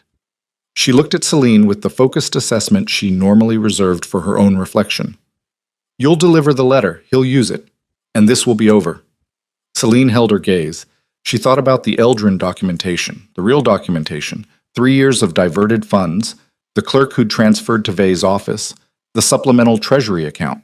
She'd spent 4 days refining those numbers. They were in the estate's records room. They were real, provable, the kind of evidence that didn't require a letter in anyone's handwriting. Seraphine didn't know about them. She'd reported the plan to intercept Seraphine's communication channel. She'd reported the false timeline operation. She hadn't been present when Celine found the Eldrin numbers. That had been a private afternoon, a pattern surfaced from provincial data, brought directly to Lucien without passing through any channel Hesta could have accessed. Seraphine had 3 years of intelligence from inside Lucien's household, and none of it included the one thing that could actually end her. Celine looked at the woman who had shaped 7 years of her life through cruelty so practiced it had become structural, and she felt something she hadn't felt in a very long time. Not satisfaction, not triumph, but the specific and clarifying sensation of a door opening where she'd thought there was only wall. "All right," she said. Seraphine smiled. "Good girl." The words landed the way they always had, designed to diminish, to reduce, to remind her of what she was and wasn't. For 7 years, those words had functioned correctly. They'd found the hollow in her chest and confirmed it. They didn't find it now. Celine picked up the letter and walked out of the writing room and through the corridor and down the servants' stairwell and out the east service entrance into the cold night air. And she walked the 3 miles back to the estate without a carriage because she needed the time to think. And by the time she arrived, her face was numb from the cold, and she knew exactly what she was going to tell Lucien. Not everything Seraphine had said. Just the part that mattered. Just the part that confirmed what she'd suspected since that afternoon with the provincial reports. That the real weapon in this fight had never been a letter in a correspondence box. It had been the numbers. She walked through the estate's east door and Cale was there, and she looked at him and said, "I need to see him, now." Lucien was awake. The lamp in his study burned at midnight, and he was at the desk, not working, which meant he'd been waiting. He looked up when she came through the door, and something in his face, controlled, contained, and underneath the control the specific quality of a man who had spent the last 2 hours making himself not think about a particular possibility, resolved into something she couldn't name because naming it felt like a risk she hadn't calculated yet. She put the letter on the desk. She said, "Seraphine was waiting for me." She watched his face. She said, "The letter is real, and it's not enough. She left it for us to find. She wants you to use it." She watched him understand. She watched the calculation move through him, cold and fast. She said, "But she doesn't know about Eldrin. She's never known. And Eldrin is enough." He looked at the letter on his desk. He looked at her face. He looked at the letter again with the expression of a man standing at the precise point where everything he'd built his strategy on had just collapsed and something else had landed in its place. Not better, not worse, but completely different from what he'd expected. "You let her think you were delivering it as she intended," he said. "Yes." "She'll move on that assumption. She'll tell Vey the letter is in play." "Yes." "Which means when we move on the Eldrin documentation instead, she won't have time to adjust." "That's the idea," Celine said. He was quiet for a long moment. The lamp threw its steady light across the desk and the papers and the letter that was both evidence and trap, and outside the window the Capitol sat in its dark bulk of stone and politics and 3 years of patient conspiracy, and somewhere in the palace Seraphine was sitting in her chair with her hands folded and the satisfied certainty of a woman who had placed the last piece correctly. "She called you a good girl," Lucien said. Celine blinked.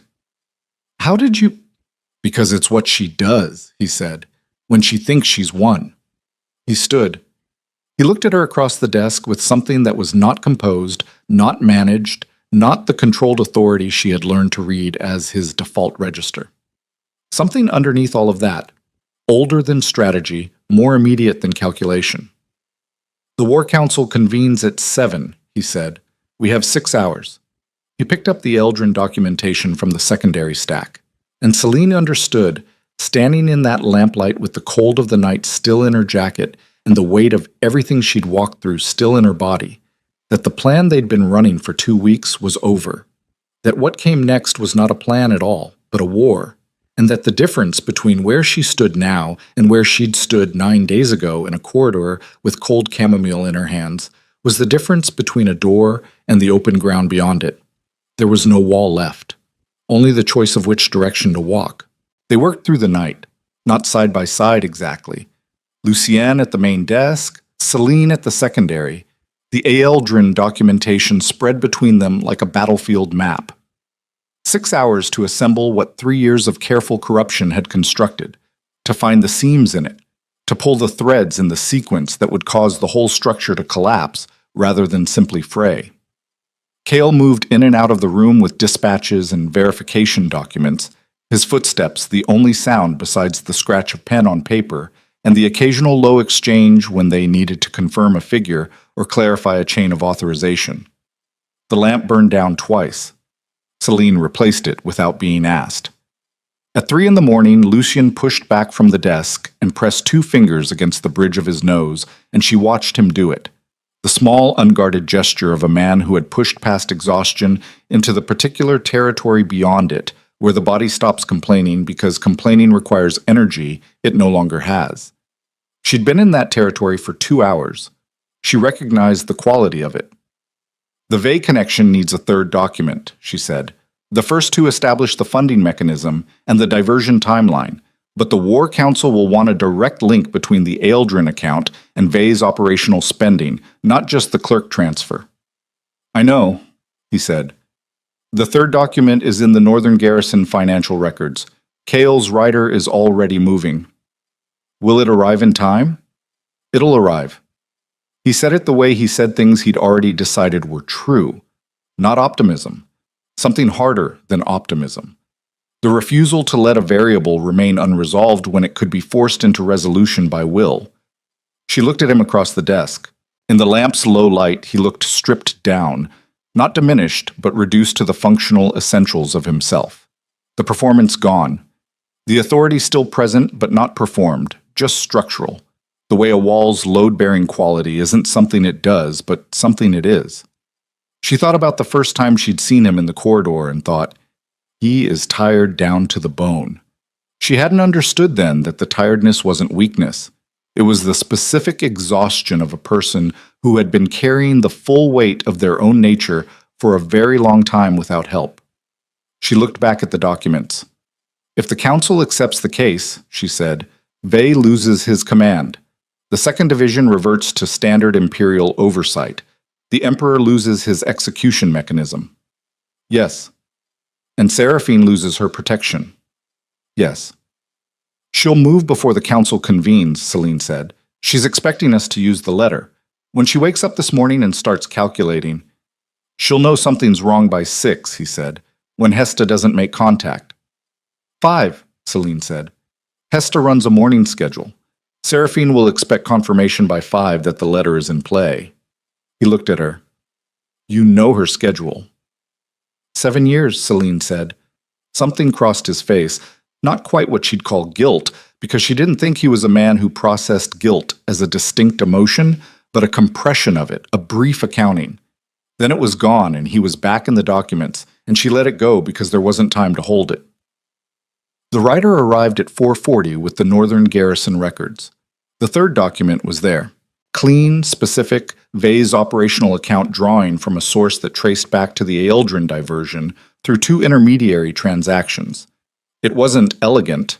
Corruption rarely was when you pulled it into the light. But it was complete. A chain of authorization from the diverted provincial funds to Vey's supplemental account to a specific set of payments logged as operational security expenses that had no corresponding operational activity on record. Lucien read it once, set it down. We go at 7, he said. The War Council chamber was on the palace's 3rd floor, in the administrative wing that operated on a separate security protocol from the residential sections. Lucien arrived at 6:50 with Kale, the documentation in a sealed case, and Celine. The last part was not in the plan. She'd understood she would wait at the estate. She'd understood her function in this phase was complete. She'd retrieved the letter, she'd identified the trap in it, she'd provided the critical intelligence about the Aeldrin documentation. What happened in the council chamber was his domain, his standing, his arena. She'd understood all of this, and she was in the carriage anyway. He hadn't said anything when she came down the stairs behind Kyle. He'd looked at her for 2 seconds, and then looked away, and she'd taken that as neither objection nor invitation, simply as the acknowledgement of a man who'd run out of the energy required to manage her choices as well as his own. She walked into the palace she'd left in the dark 6 hours earlier and felt it differently under her feet. The council chamber held 12 seats. 7 were occupied when they arrived. 3 military generals of varying rank and alliance, 2 administrative lords whose function was procedural, and in the center chair, with the specific alertness of a man who had not slept and had been waiting, Emperor Caius. He was smaller than she'd expected, not physically. He was of average height, well-built, the body of a man who'd maintained a soldier's regimen past the age when most emperors softened. But the presence was smaller.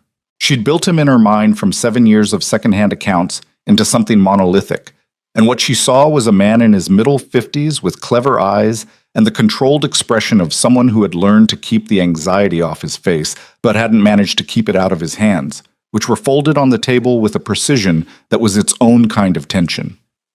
Vey was not present. She filed this. Lucien, she knew, had filed it 60 seconds before she did. Your Grace, the Emperor said. His voice was smooth, well-practiced. This is irregular. I have irregular business, Lucien said. He crossed to the table and set the sealed case on it. The council is convened. I'm invoking emergency standing under the 3rd Military Charter. On what basis? Documented conspiracy against the military command of the Empire, Lucien said. He opened the case. With evidence. The chamber was very quiet. She watched the Emperor's hands. They didn't move. That was the tell. Not reaction, but the absolute suppression of it. A man who is surprised controls his face. A man who is not surprised controls everything. He'd known they were coming. The thought arrived fully formed, and she looked at Kale and saw from the set of his shoulders that he'd reached the same point 3 seconds ahead of her. The question wasn't whether the Emperor knew. He knew. The question was how and when, and what he'd arranged in the hours since he'd known.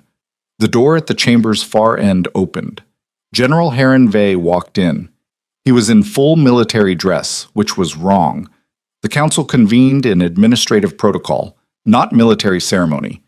The dress was a statement. It said, "I am here in my official capacity, and that capacity is armed." He was followed by 4 officers whose positioning was not the positioning of an honor guard, but of something more functional. Lucien did not turn around.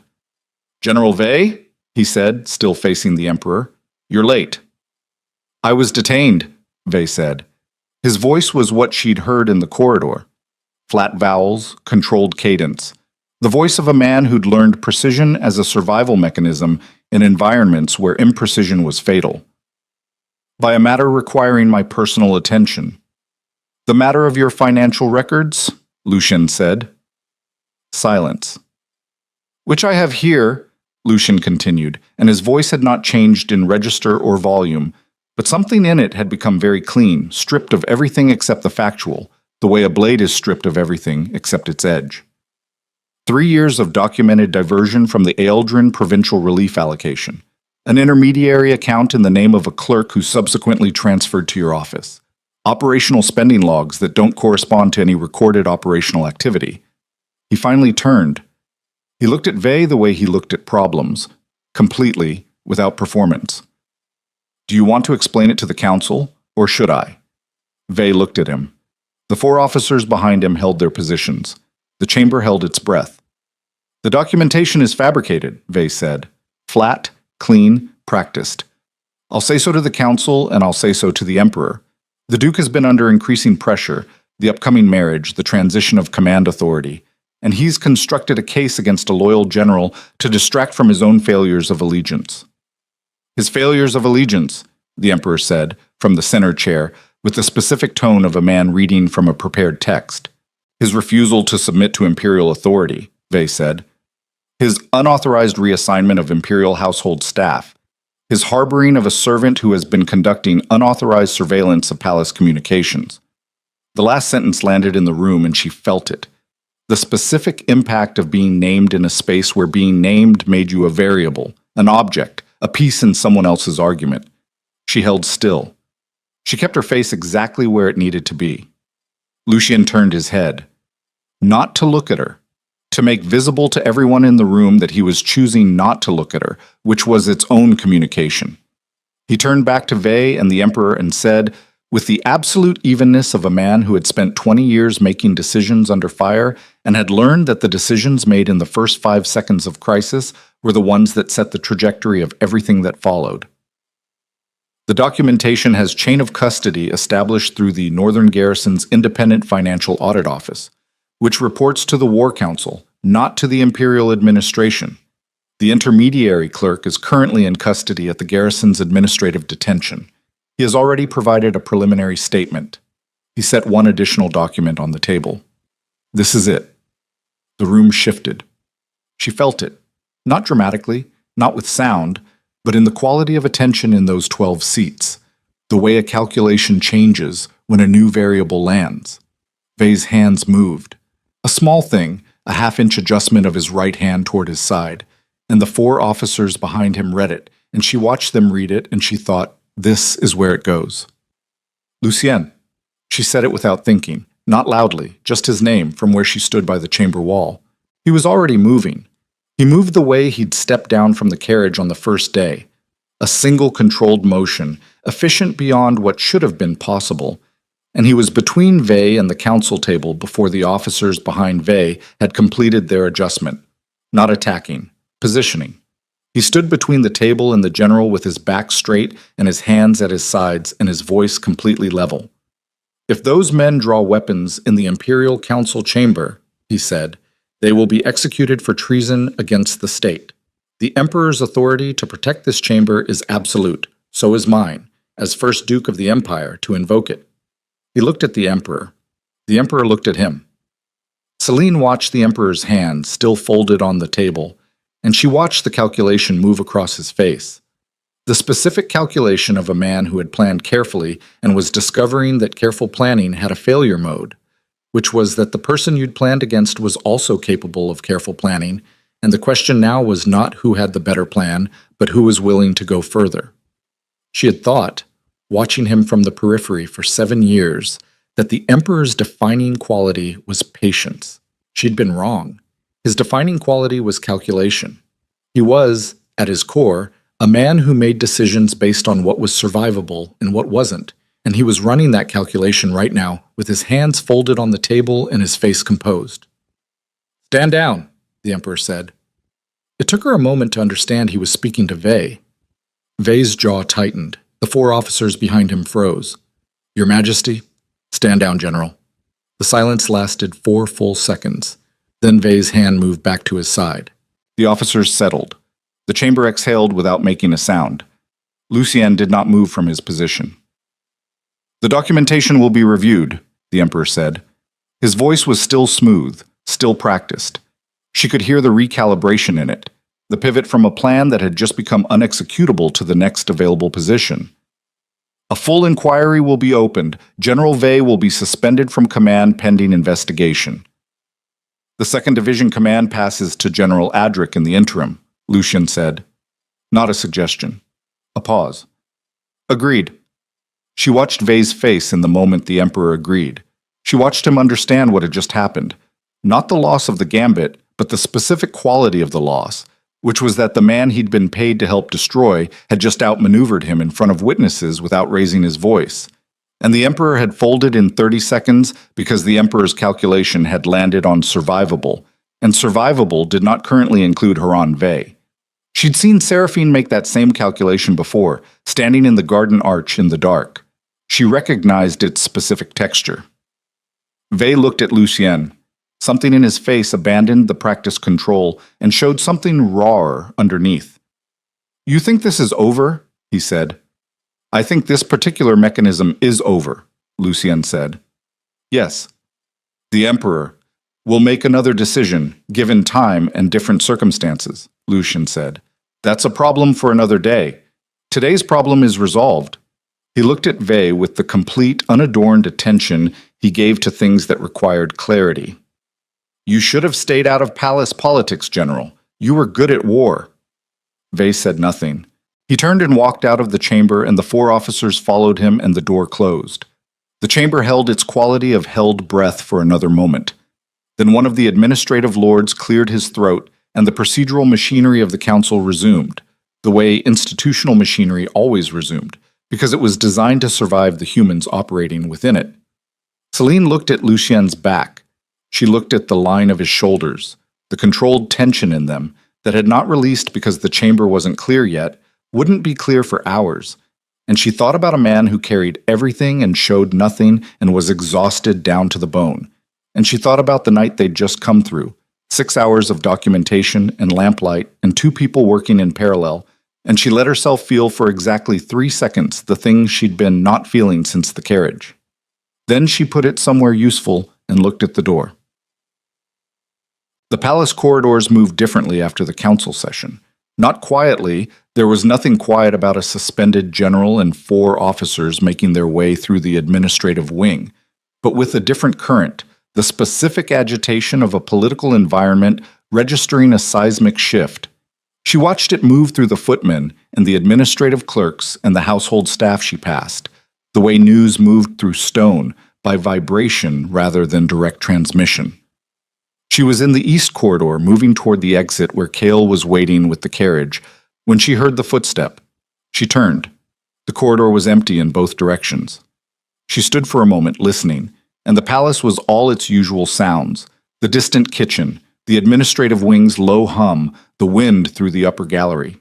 She walked on. She was almost at the end of the corridor when the door to her left opened. The room it opened into was a small antechamber. Servants' access, rarely used during administration hours. She'd passed it 10,000 times in 7 years without looking at it specifically. Seraphine stood in the doorway. She was dressed for the day, composed, her dark hair pinned, her expression the same smooth readiness she wore for political encounters. She looked at Celine with the eyes of a woman who had made her calculation and landed on the side of action. "The council session," she said. "How did it go?" Not a question. A test. She already knew. The documentation was accepted, Celine said. Vey is suspended. The 2nd Division command has transferred. Something moved across Seraphine's face. Not the small, precise smile, not the composed pleasantness, but something underneath both of those, older and less managed. She looked at Celine the way she'd looked at her in the garden and in the writing room and in 7 years of morning routines. And for the first time, Celine saw in that look not cruelty exactly, but what cruelty had grown from a woman who had lived her entire life in a system that rewarded strategic ruthlessness over every other quality, and had become very, very good at the only thing the system valued, and had never once been seen as anything other than a piece in someone else's calculation. She recognized that too. She didn't let it move her. Recognizing something's origin doesn't obligate you to absorb its impact. You're going to tell me I've made an enemy, Celine said. You already had an enemy, Seraphine said. Now you have a more committed one. She tilted her head slightly. He'll protect you for a while you're useful, while the novelty of a servant who thinks holds his interest. The words came out with the practiced evenness of someone who had learned to make wounds look like observations. Then the Empire will require something from him that you can't provide, and he'll make the calculation that men like him always make. Maybe, Celine said. Seraphine blinked. She'd expected denial or anger or the specific flinch of someone who'd been handed a fear they were already carrying. Maybe, Celine said again, but that's a problem for another day. Today's problem is that your general is suspended, your emperor just retreated, and the mechanism you spent 3 years building is broken. She held Seraphine's gaze with the steadiness she'd spent 7 years building into herself, and she felt it differently than she'd ever felt it. Not as armor, not as hollow, but as something structural, something load-bearing. Whatever he does or doesn't do later, I'm not standing in your corridor anymore. I'm not arranging your dresses and carrying your letters and pretending not to hear what you say when you think invisible people can't matter. She paused. I matter. I've mattered the entire time. You just didn't look hard enough to see it. Seraphine stood in the doorway and looked at her, and for a fraction of a second, underneath everything she'd built and everything she'd become, something genuinely human crossed her face. Not remorse, not guilt. Something more complicated than both. The expression of a person who has encountered a truth they didn't construct and doesn't know what to do with it. Then it was gone. Enjoy it while it lasts, Seraphine said quietly, and closed the door. Celine stood in the corridor and breathed and didn't allow her hands to shake until she'd counted to 5. Then she walked to the exit, and the morning light came through the end of the corridor hard and direct, and she walked into it. Lucien was at the carriage. Not inside it, standing beside it, coat open, looking at the palace facade with the expression he had when he was thinking about something he hadn't resolved yet. Cale was 15 feet away, professionally elsewhere. The courtyard was quiet in the specific way that followed large events. The noise that would come later was gathering itself, but it hadn't arrived yet. She crossed the courtyard and stopped beside him and looked at the palace too, and they stood there in the cold morning air, not speaking for a moment that lasted longer than most moments she'd experienced with him. The kind of silence that had weight because of what it contained rather than what it didn't. The Emperor will recover, she said. He'll build another mechanism. Yes, he said. Seraphine will adjust. Yes. So this isn't over. No, he said. It's not. She looked at the palace facade, the stone and the height of it, the flags moving slow in the cold wind, the architecture of centuries of power that had never once considered whether the people living inside it were actually surviving or simply enduring. She thought about 7 years of endurance and what it had cost and what it had preserved and whether those were the same thing. What happens now? She said. He turned from the palace and looked at her. The morning light was direct and unsparing, and in it he looked exactly like himself. The tiredness still there, the contained force still there. And underneath both of those something she'd been carefully not naming for 2 weeks, because naming it changed the geometry of everything. The wedding, he said. In 3 days. The Emperor will insist on it proceeding. It's the last public mechanism he has, the appearance of alliance, of control, of a duke who is still contained within imperial authority. He held her gaze. If I attend, I walk into a prepared environment with a compromised host and a hostile emperor and no clear security perimeter. And if you don't attend, she said, we covered this. The calculus changed this morning, he said. The council session, the documentation, the suspension of Vey, that's public record now. The emperor's position is weaker than it was yesterday, which makes him more dangerous, not less. Cornered men, she said. Yes. He was quiet for a moment. The wedding isn't the ceremony anymore. It's the last open ground before he has to make a different kind of decision about me. About us. He said the word without emphasis, without the performance of what it implied, just as the accurate pronoun for the two people standing in this courtyard and the situation they'd built together. If I go, I control the terms of that ground. I arrive on my terms. I make visible what I choose to make visible, and I take away his ability to define the narrative before I can. Lucien, that's insane. It's the move he won't anticipate, he said. He's expecting flight or legal challenge. He's not expecting me to walk through the front door of his ceremonial event in front of the entire imperial court. She stared at him. She thought about all the moments in the past 2 weeks where she'd watched him make decisions that were technically correct and humanly bewildering. She thought about a man who'd spent 20 years winning by being the one person in any given situation willing to do the thing that everyone else had calculated as impossible. She thought about the specific quality of his face right now, the tiredness and the force and the underneath thing she'd been not naming, and she understood that the decision had already been made and what he was doing wasn't asking for her assessment. He was telling her because she'd earned the right to know. Then I'm going with you, she said. Something moved through him, fast and deep and completely controlled except that she was close enough and had been watching him long enough to catch it. That's not... You walked into a room and stood between the council table and an armed general, she said. You don't get to tell me what's too dangerous. I'm the first Duke of the Empire, he said. Walking into that ceremony is calculated risk. Walking you in beside me changes what they're looking at, she said, which changes what they're prepared for. She held his gaze. You said I was information. That's still true. The courtyard was very quiet. The flags moved slow in the cold air. Somewhere above them, the palace held its 700 rooms of politics and history and careful architecture. And in 3 days, it would hold the event that everything had been building toward. And standing in the morning light in the open ground of the courtyard, she felt, for the first time in her life, that she was not managing the distance between herself and what was coming. She was choosing to walk toward it. Lucien looked at her for a long moment. He looked at her the way he'd looked at her in the corridor on the second day. And in the study when she'd told him she recognized his tiredness, and in the carriage when she'd said there were 3 of them, and his composure had fractured for exactly 1 second before he controlled it back. He looked at her like she was something he didn't have a category for, and had stopped trying to build one. 3 days, he said. 3 days, she said. He opened the carriage door.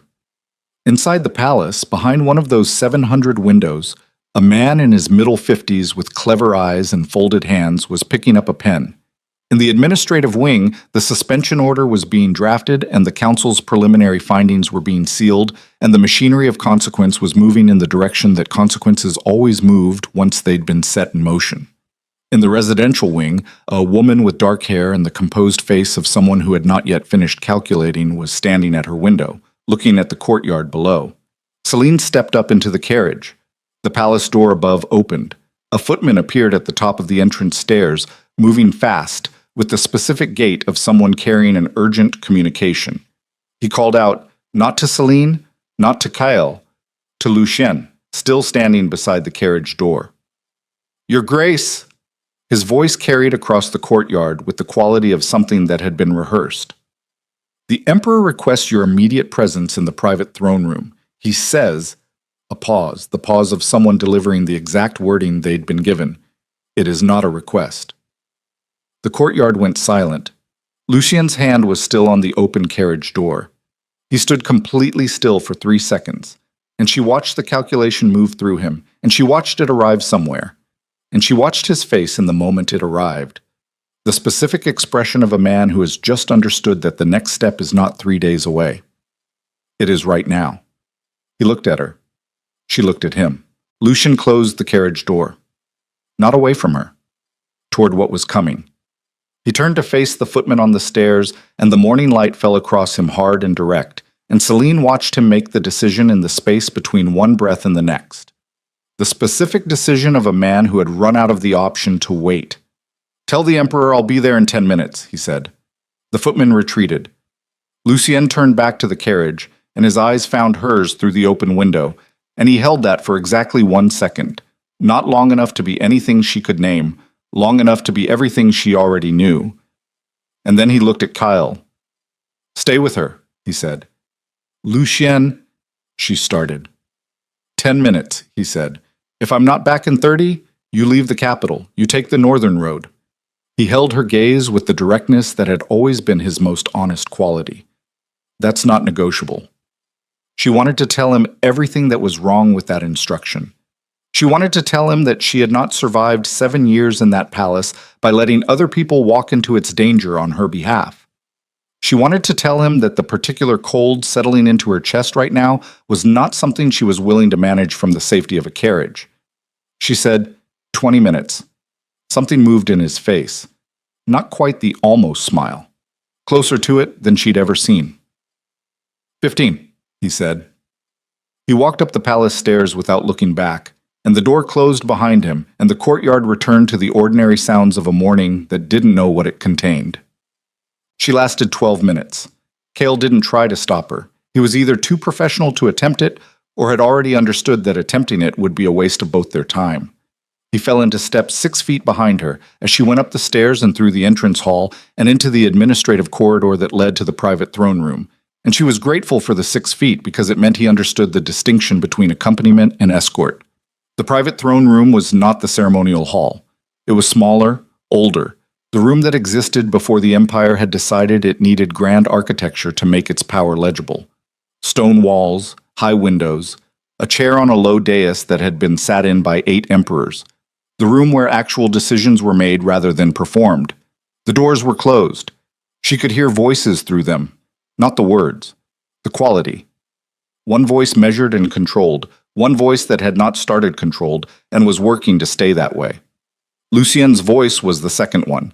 She had never in 2 weeks heard Lucien Drevor lose the control of his register.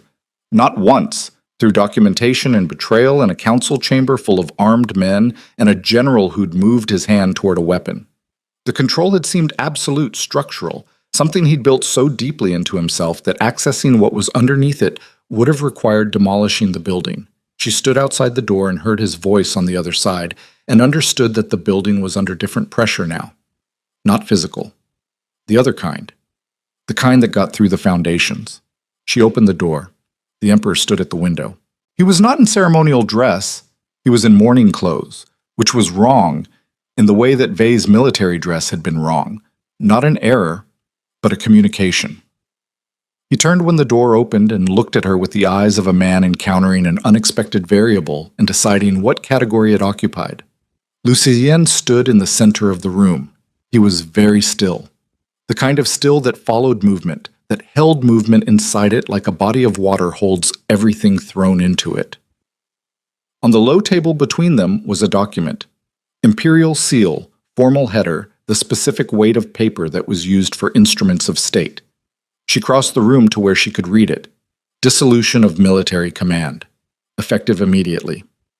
Duke Lucien Drevor, First Duke of the Empire, relieved of all military authority pending full imperial review of the council session's findings and counterclaims. She looked at the Emperor. The documentation I presented to the council this morning was verified through independent channels, Lucien said. His voice was even. She could hear under the evenness what it was costing him to keep it there. The counterclaim of fabrication cannot be sustained. The council's verification process takes 90 days, the Emperor said pleasantly, during which time military command at the First Duke's level requires active imperial confidence, which I am withdrawing. He looked at the document on the table. It's entirely legal, Your Grace. You know that. It's the last mechanism you have, Lucien said. Vey is suspended. The financial documentation is in the council's hands. You can't move against me directly without the political cost becoming unsurvivable. So you strip the command, create a 90-day vacuum, and use the vacuum. Oh, he paused. How long do you think the vacuum holds before someone fills it in a direction you don't control? Longer than it takes to have a wedding, the emperor said, and signed certain instruments of inheritance that make the transition of military authority considerably cleaner. He tilted his head slightly. You see, Your Grace, you've been thinking about this as a conflict to win. I've been thinking about it as a structure to outlast. He smiled, and it was the oldest kind of smile, the kind that came from a man who had been alive long enough to watch impatient people exhaust themselves against patient ones. Sign the dissolution, attend the wedding. In 90 days, when the review concludes, and it will conclude in your favor, I have no interest in a false finding. Command is restored and we proceed. Everyone survives. And Seraphine, Lucian said, is my instrument, the emperor said simply, as she has always been. She conspired to have me killed. She conspired to manage a political problem that had become structural, the emperor said. The method was extreme. The intent was institutional. He spread his hands slightly, a gesture of reasonableness that had been rehearsed so many times it had lost its awareness of being rehearsal. This is how empires function, Your Grace. You know this. You've been part of this function for 20 years. She watched Lucian's face. She watched him hear the emperor's logic, the cold, frictionless logic of a system that had been running longer than any individual within it, and had learned to absorb challenges by reframing them as components. She watched him hear it, and she watched him recognize it, because he'd been operating inside that logic for his entire adult life, and some part of him had built his identity from being the part of the machine that worked correctly. She watched him decide whether that was still true. The silence lasted a long time. Outside the high windows, the capital moved in its ordinary morning rhythm, and the empire sat in its vast weight of provinces and armies and grain allocations and political debts, and the room held the specific stillness of a moment that was about to become permanent, regardless of what happened next. No, Lucian said. The emperor's expression didn't change. Your Grace, no, Lucian said again. The word was quiet and completely final. I've been part of this function for 20 years. I've held territories, managed transitions, absorbed the costs of this institution's failures, and presented them as my own competence so the institution could continue to function. I've done that because I believe the function was worth the cost. He looked at the emperor with the complete stripped attention he reserved for things that required absolute clarity. The function is not worth this cost. You're willing to lose your command over... The emperor glanced at Celine, and the glance carried the specific dismissal of a man who had categorized her and moved on. This. I'm willing to lose my command, Lucian said, over myself. The room was very quiet. Celine stood beside the low table and felt the words move through her. Not the words directed at her, the words directed at a man in a chair who had built an empire on the assumption that everything had a price and everyone would eventually pay it. She felt them land in the hollow she'd spent 7 years constructing and felt the hollow change shape, not fill. She wasn't foolish enough to believe that wounds filled cleanly, but change, become something structural rather than simply empty. The emperor looked at Lucian for a long moment. She watched him run the calculation one more time, the assets, the liabilities, the available moves and their projected consequences, and she watched him arrive at the place where calculations always arrived when the person across the table had stopped being predictable. He picked up the dissolution document. He folded it. He set it back on the table. Get out of my palace, he said. His voice was still smooth. It would always be smooth. That was the thing about men like him. They wore their losses as composure because composure was the only currency that never fully devalued. Both of you. Today. Lucian looked at him for one more second. Then he turned. He didn't look at the document on the table. He didn't look at the chair on the dais or the imperial seal or the high windows with their view of the capital that had been the axis of his professional life for 2 decades. He looked at Celine and the look said, "Let's go." She walked beside him out of the room. Bombed. The packing took 40 minutes. Not because there was much to pack. Lucian traveled operationally and owned less than she'd expected from a man of his rank, his possessions organized with the same adjacency logic as his filing system. everything positioned for function rather than display. She handled the documents, the case, the secondary correspondence files. He handled the rest. Cale coordinated the carriages. They didn't speak while they packed. There was a quality to the silence that wasn't the working silence of the past 2 weeks. It was more open than that, less bounded by the architecture of their respective functions. She was aware of him in the room, the way she'd been aware of him since the carriage on the first night, but the awareness had changed register. Less like watching a storm from behind glass and more like standing in the same weather. She was wrapping the Eldrin documentation in its protective folder when he stopped beside her. She looked up. "You opened the throne room door," he said. "Yes." "I told you to stay in the carriage." "You told me 15 minutes," she said. It had been 12. A pause. Something in his face moved, the almost smile, and then past it into the actual thing, which was smaller than she'd imagined and more real. Not the performance of warmth, but warmth itself, surfacing through 20 years of practiced absence like a spring through stone. "We're going north," he said. "The primary estate. It's going to be—" He paused, choosing the word with the care he gave to things that mattered. "Different from what you're used to." "I'm used to a narrow bed and 7 years of other people's choices," she said. "Different sounds manageable." He looked at her for a long moment. Then he picked up the case. "Good," he said. They left the capital in the early afternoon. 3 carriages, lean complement of staff, the northern road opening ahead of them into the clean cold of the provincial countryside. She sat across from him and watched the capital's silhouette diminish through the rear window and felt it go without the grief she'd anticipated. 7 years of her life in those stones. 7 years of silence and endurance and the careful maintenance of her own survival. She'd expected to feel the weight of leaving it. She felt lighter. He was reading, because he was always reading, documents from the case spread across his knee, and she watched him from the corner of her vision and thought about what he'd said in the throne room. Not to her.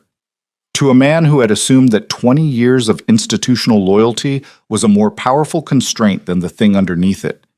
She thought about what it had cost him to say it. Not in political terms, not in the calculation of assets and liabilities, but in the interior terms of a man who had built his identity around the function and had just looked at the function clearly for the first time and found it insufficient. She knew something about that. The discovery that the structure you'd built to survive was not the same thing as a life. "Lucien," she said. He looked up from the documents. "The Emperor will recover," she said. "He'll build another approach. The 90-day review will find technicalities. The wedding will happen with someone more manageable. In 6 months, a year, whatever it takes—" "Yes," he said. "So this morning wasn't an ending." "No," he said. "It was a beginning." He held her gaze. "They're the same thing, usually. Endings and beginnings, the same moment, 2 different directions." She looked at him, at the tiredness that was still there, and probably always would be, at the force that ran underneath it like a current under ice, at the things she'd been not naming for 2 weeks that he hadn't named either, and she thought, "We are 2 people who built ourselves for survival in systems that didn't care whether we survived, and we have both just walked out of those systems, and the ground on the other side is completely unmapped." She thought about the hollow in her chest, the careful smallness of her life, the bag that packed in 10 minutes. "I don't know how to do this," she said. Not the politics, not the strategy, the other thing. The thing that didn't have a name yet but occupied the space between them with the specific gravity of something real. He set the documents down. "Neither do I," he said. And the honesty in it was the most undefended thing she'd heard from him, more undefended than the throne room, more undefended than the almost smile or the lamp at 3 in the morning or any of the small accumulations of the past 2 weeks. "I've been managing everything for so long, I'm not certain I know the difference between managing and living anymore." "You know the difference," she said. "That's why you said no." He looked at her. "You could have signed it," she said. "The calculation was survivable." The Emperor's logic was internally consistent. 90 days, a wedding, restoration of command. The machine continues. You've been part of that machine for 20 years, and you know exactly how to stay part of it. She held his gaze. But you looked at what staying required and you decided the cost was yourself. That's not management, that's the other thing. The carriage moved through open countryside now, the city fully behind them, the road running north between bare-treed hills and the hard gray sky of early winter. Inside, the lamp swung gently with the carriage's motion, and in the moving light his face was the most visible she'd ever seen it, all the layers present at once, the authority and the tiredness and the controlled force, and underneath all of it, the man who'd been sitting alone in rooms full of people for 15 years, waiting without knowing he was waiting. I spent 20 years, he said quietly, learning what I was capable of, what I could control, what I could build and hold and defend. I got very good at it. A pause. I got so good at it that I forgot it was supposed to be a means, not a destination. What changed, she said, though she knew. Someone walked into my borrowed study, he said, and told me she recognized my tiredness, and I understood that being recognized by someone who had no reason to lie about it was worth more than everything I'd spent 20 years building.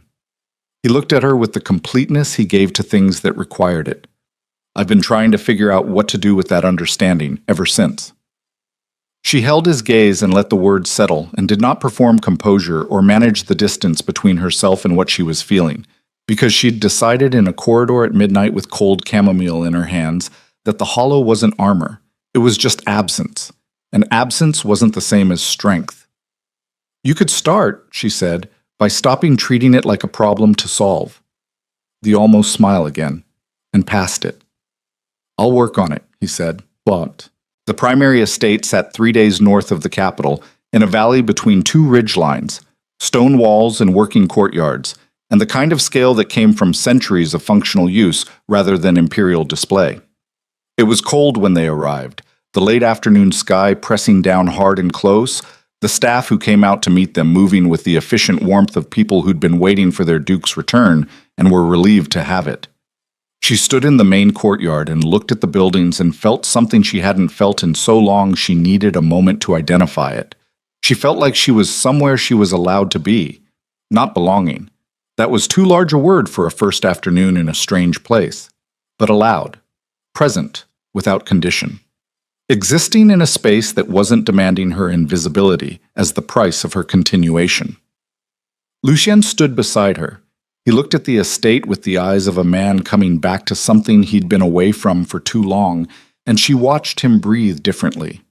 Slower, the specific quality of a body releasing something it had been holding without knowing it was holding it. It needs work, he said. I haven't been here in 8 months. The North Wing has a drainage problem that I keep not resolving. Then resolve it, she said. I will, he said. Eventually. Now, she said. Resolve things now, while you have time. He looked at her sideways, not the assessment look, the other one. Is that a general philosophy or a specific instruction?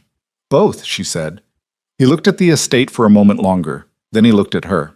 The afternoon light was low and direct, and it found the lines of his face honestly, everything there, the wear of 20 years, and the force and the tiredness and the thing underneath all of it that had no name yet but was present, structural, load-bearing.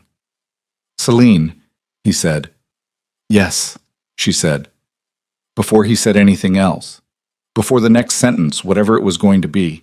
Yes to the estate and the North Wing and the drainage problem. Yes to the unmapped ground and the two people standing in it who didn't know how to do this and were going to do it anyway. Yes to the specific weight of a future that hadn't been calculated or managed or arranged, but had arrived the way real things arrived. Through a door she hadn't been watching, in a corridor, at midnight, with cold chamomile in her hands. He was quiet for a moment, then, "Come inside. I'll show you where the library is." She walked beside him through the courtyard and through the main doors into the warmth of the estate, and outside the cold pressed down and the empire sat in its vast complicated weight 3 days south, and it would require attention, sooner rather than later. The review, the emperor's recovery, whatever Seraphine was building in the silence of her repositioning, all of it still present, still moving, still the territory in which they lived. None of that had resolved. Real things rarely resolved cleanly. But resolution, she was understanding, was not the same as conclusion. Resolution was the decision to stop being managed by what had happened and start being shaped by what you chose. It was smaller than triumph and quieter than victory, and it lasted longer than either. He showed her the library. It was large, poorly organized, and faced east with windows that would catch the morning light. She stood in it and looked at the shelves and felt the first quiet she'd experienced in 2 weeks settle around her shoulders like something earned. "It needs organizing," he said from the doorway. "Yes," she said. "It does." "Are you going to tell me how?" She looked at the shelves for a moment longer. She thought about adjacency logic. She thought about a filing system organized by the architecture of how a mind moved, rather than how clerks were trained to categorize. She thought about two people who had spent their respective lives building systems to survive, and what it might look like to build something else instead. "Probably," she said. "Give me a few days." She heard him make a sound behind her, not quite a laugh, the sound that lived next to one, and she turned, and he was in the doorway with his coat still on, and the tiredness still in his face, and the force still underneath it, and he was looking at her the way he'd been looking at her since a borrowed study and a door and the first honest thing she'd said to a powerful man in 7 years. "Take your time," he said. She held his gaze across the library and thought, this is what it costs. Not the throne room, not the council chamber, not the 3 days of documentation and strategy and a letter that was a trap. Those were manageable. Those were the work. Those were the territory both of them had navigated their whole lives. The cost was this: standing still in a room with someone who saw you clearly and choosing not to manage the distance. Choosing presence over protection. Choosing the unmapped ground over the hollow. She had built herself to survive. This, she was beginning to understand, was what surviving was for. "All right," she said. Outside the library windows, the last of the afternoon light moved across the valley floor, and the ridge lines held the cold sky, and the estate settled into its evening sounds. And 3 days south, the empire continued its enormous complicated motion, indifferent and demanding and permanent. And in a library that needed organizing, in an estate with a drainage problem, in the first quiet she'd earned in 7 years, Celine Vale looked at the shelves and began to think about where to start.